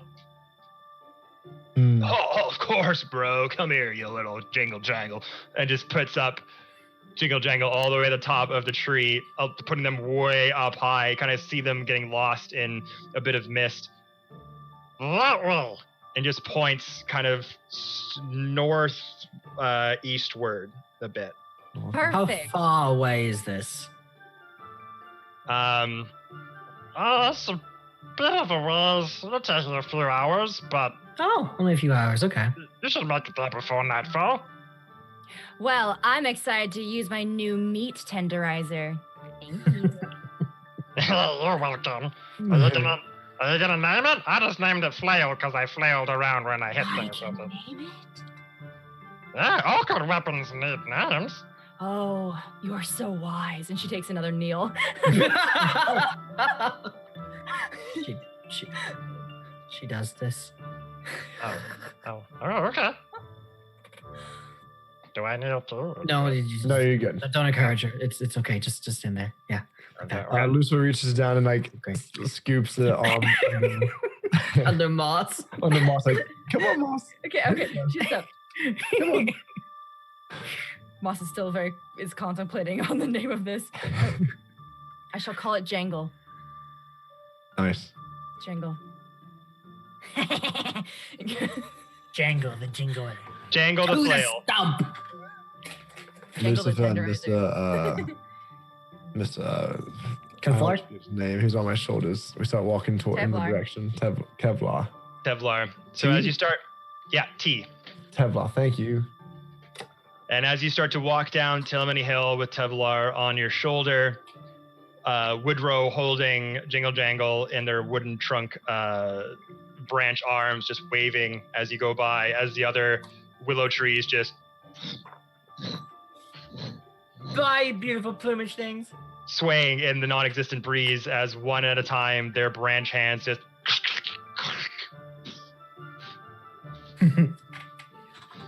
wave back and forth as you leave Telemony Hill.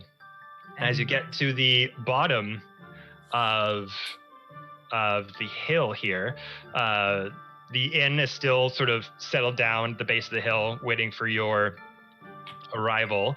Nice. But Tavlor says, "All right, my friends, it's been fun," but they start to flap around in the air, little tiny fairy body sort of hovering. "I thank you very, very much for assisting me in my freedom, but it is of utmost importance that I get back to the Spring Court to warn Titania of what has happened here so that I may send aid. I will never, ever forget what you have done. But what do I call you? Are you a group? Are you a gang? Are you a... What do I tell people about you? We've never considered a name for the group. We haven't yet. Any suggestions? I don't know. Not the rabbit killers. Oh, I was gonna say thumper trumpers. Thumper trumpers. Thunder clappers. Thumper trumpers. If that's a name, can you end it with and Debbie? A thunder clappers and Ebby. Thumper trumpers and Ebby?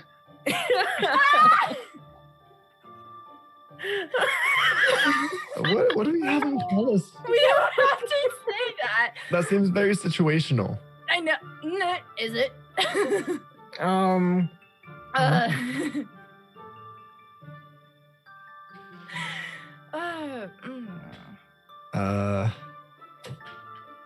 No ideas. I'm not thinking of anything. The monarchs. Oh, butterflies. That works. I'll take that. That's fine. The Monarch 4, sure. The Monarch 4. The Monarch 4. The Monarch 4. Okay. As Moss, you say that to Tevlar? I think with our adorning booby wings and the crown that Ebby wears, call us the Monarch 4. They're my friends. Monarch 4. Active Regal. service. I like it. Fits my style like a glove. And for your service, let me add on to your illustrious weapon pile. Oh. He takes out his tiny little rapier that's about, yay big. That's pretty much like a dagger for smaller, medium creatures. Like me. To you, my friends. Oh. And just This puts it out takes for like someone to take. Elizabeth takes his pointer finger and thumb and goes, "Hey, not as tall crew members, who would like to, there's a nice toothpick for me. Who would like to use this?" I'm offering it like Quincy and Ebby. I get just add a character. Abby doesn't understand ownership. It's just Fantastic. Hands it over to Quincy, knowing that Quincy will use it for something. So you can hand it to me like, oh, okay. Quincy, what if you used it and pierced your ear with it like a gauge? Wait, how big is this? It's Like tiny. a dagger? So the fairy dragon is probably like this big, Oh, okay. and the rapier is by his side. So you're looking at like a needle-like dagger that's like, I don't know, this big. A needle? Ooh, a needle dagger. Okay, yeah. I like it. So it's like a rapier sword for him, but for like a medium-built person, it's like this sort Like of a- short little. Extra long Skewer. chopstick metal skewer thing. Yeah, Gotcha. All right. and this little guy is a +1 tiny sword that does 1d4 plus 6 piercing damage. +6. Wow. Wow. Okay. Lucifer is waiting for his magnificent bow and arrow day when that comes. Abby wants to walk up and give a hug to the parting friend. To Tavlar? Yeah. All right, so you walk over to him as Tavlar is wafting there. Just go up and hug him tight. Like, okay, my friend, that's very, very kind of you. Okay, I have to. That's a little long now. That's fine. Okay, all right. I very much like you too. I very much like you too. Lucifer There he goes. Like, okay. Lucifer remembers Tevlar tipping his non-existent hat, so he just tips his non-existent hat to Tevlar.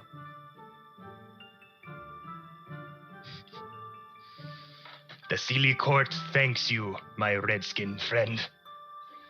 Now, It is, how you say, full send! And he just takes off with his metal gauntlets in his tiny hands, his amulet around his elongated purple neck, and his little goatee swaying in the wind. He just kips up like a stream of fireworks entering, like exiting his person as he just explodes into a spark. Of Go get your Fantastic. queen. Ow.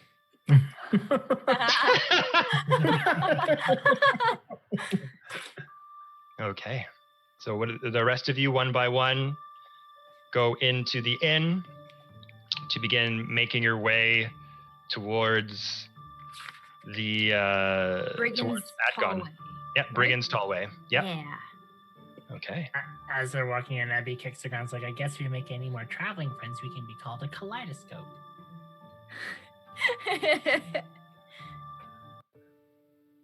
So go into the inn and you give Arclight a destination. Brigand's Tollway. They know it well. They've been here for quite some time. Takes you a bit of a while to get through there, and as you're hanging out in the inn, you're chatting with Arclight just about their experiences being here in Prismeer, the plight of the Hourglass Coven, Bavlorna, all that, asking you one by one what's brought you here to Prismeer. You can make checks if you like to determine what information you give. If you want to just tell Arclight like everything that has happened up to this point, or you can choose to like keep certain things from her. It's completely up to you. Someone's gonna have to, I guess, roll a chance to control Abby if they don't want to say anything. Is Abby's just gonna like flat out? Sure. Nothing. Pretty soon, everyone's gonna know why we're here. So, might as well get the story straight the first time, right? The rabbit Monarch 4. You better make sure they emphasize the rabbit killers. And So over the around 4 or 5 hour journey it kind of takes to get there. You don't have any more mushroom tea, but by now, Quincy, your taste buds have come back as you kind of sat there eating slug after slug, and then you took a bite of one about an hour or two. Like, all right. I'm better now. Taste buds are back. As Arclight just shouts random commands over at Bob's way multiple times, nothing happens. But other times, Lucy's still kipping up with the joke, levitating it from time to time as Arclight commands to do certain things. But Arclight is able to give you a little bit of rest. There's beds upstairs for you to kind of chill and relax for a little bit. They come out with some plum pie that they baked out in the kitchen and give it to you one by one. Bubba the snail still stuck to the side of the inn as it mucks its way through the swamp. Moss is literally hanging outside the window, just kind of like petting Bubba. Abby took his pie to go sit alone again, but share it with his fireflies. I'm going to attune my bag to be a bag of holding as one of my attunements as an alchemist, artificer. So I'm just going to adjust it because start collecting more things and get that going while we're resting. Okay, so you're repairing your griffin bird? No, I'm going to attune my bag into a bag of holding. Ah, gotcha. Lucky. Because I haven't So you said kind that of- yet, and I need to get that going. Yeah, no, for sure. Along the amount of time it takes to get over to Brigand's Tollway, you're able to do that no problem. As you all see, Quincy in the corner just kind of has the front desk as their work desk, all their tools and things kind of splayed out everywhere as they're just making adjustments to their backpack and adding certain things, a little bit of magical alchemical fire coming out of one end and pushing it inside. You don't see anything coming out of the bag, but they seemingly are like practicing like putting lots of things in it. And sometimes the bag gets really full, and other times they put things in it and it doesn't even change shape. It's just like flat on the ground, like it's completely empty, yet they're putting in like 12, 20, 15 different things inside. Eventually time passes and you do create yourself a little makeshift bag of holding. Sweet. His name is Waffles because he's got lots of pockets. Abby's gonna bug you for one of those. Just Amazing. He is gonna bug you for one of those, 100%. Bag of holding is probably my favorite item in all D&D, honestly. Yeah, I love them. Love them.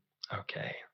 Does anybody else want to do anything in the inn, prep anything before you arrive at Brigand's Tollway?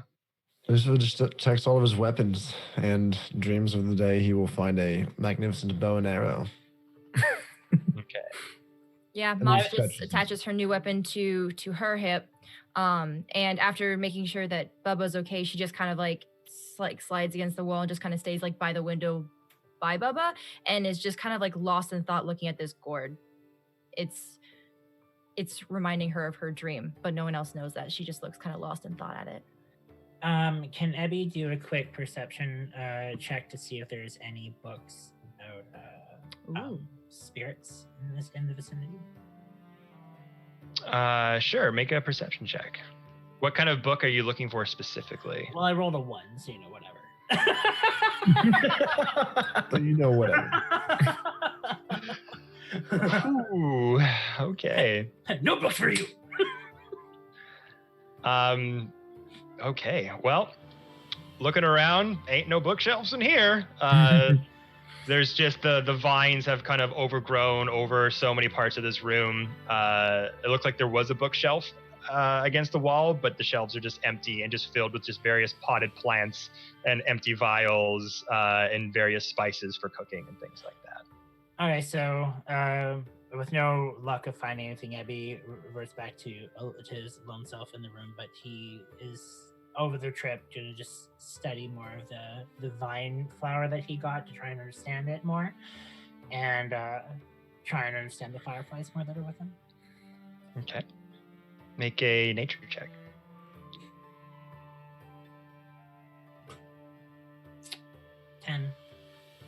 10. So again, with this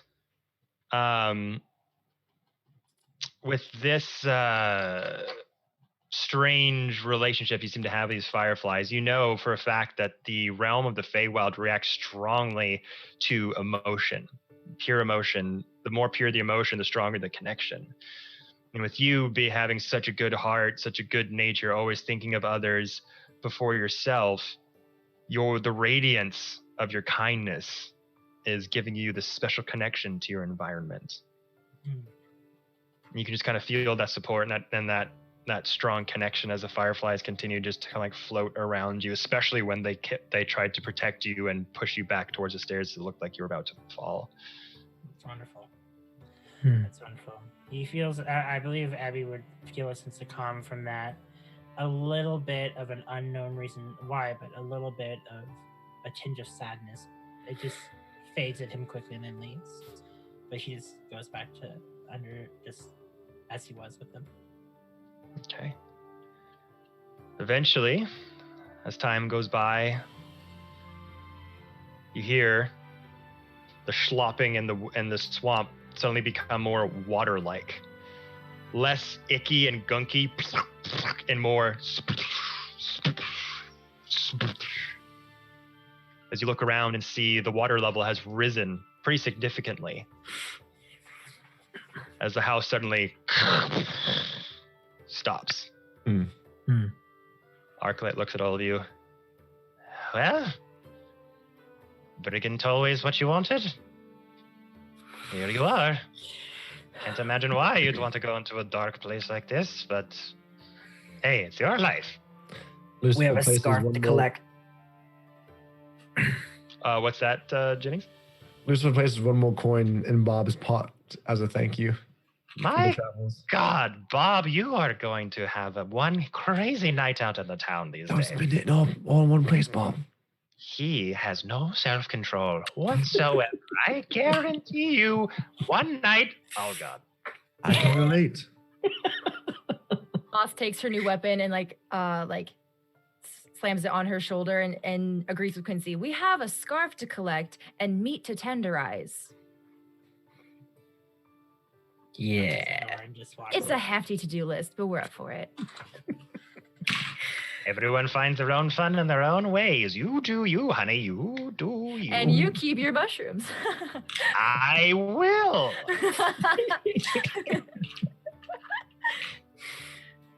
Good luck, Monarch 4. Farewell. That's a good ring to it. I like that. You're going to have to find your own crowns or maybe some big, thick gold jewelry or something like that. You think it's not too elitist, right? You don't think that You know, it kind of has a bit of an elitist problem, but I think once people take one look at you, that feeling will drop immediately. Oh, good. Wait, what? Anyways, have fun in the fucking the tollway. Bye. And just like starts to like usher you out. Bubba, get down. Bubba, we got a job.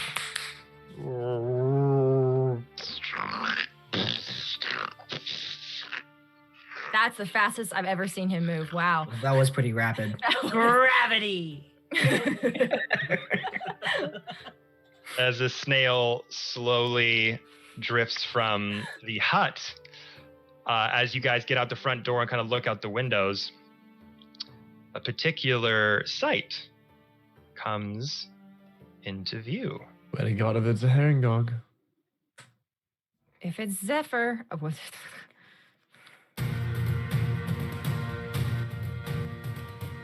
Staring in front of you, a foggy marsh stretches out before you. Rickety causeways made of wooden planks form a wide web-like structure above the bog.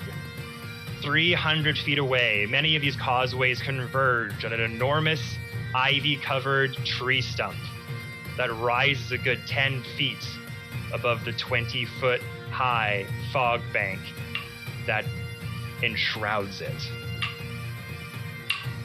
And it's here, everyone, that unfortunately we have to end the stream. Wow. Oh, the music was getting me. I was like, let's go. That was good. That's really good. That's As exciting. you heard the bagpipes gleaming out in the background, that is where we end our session tonight.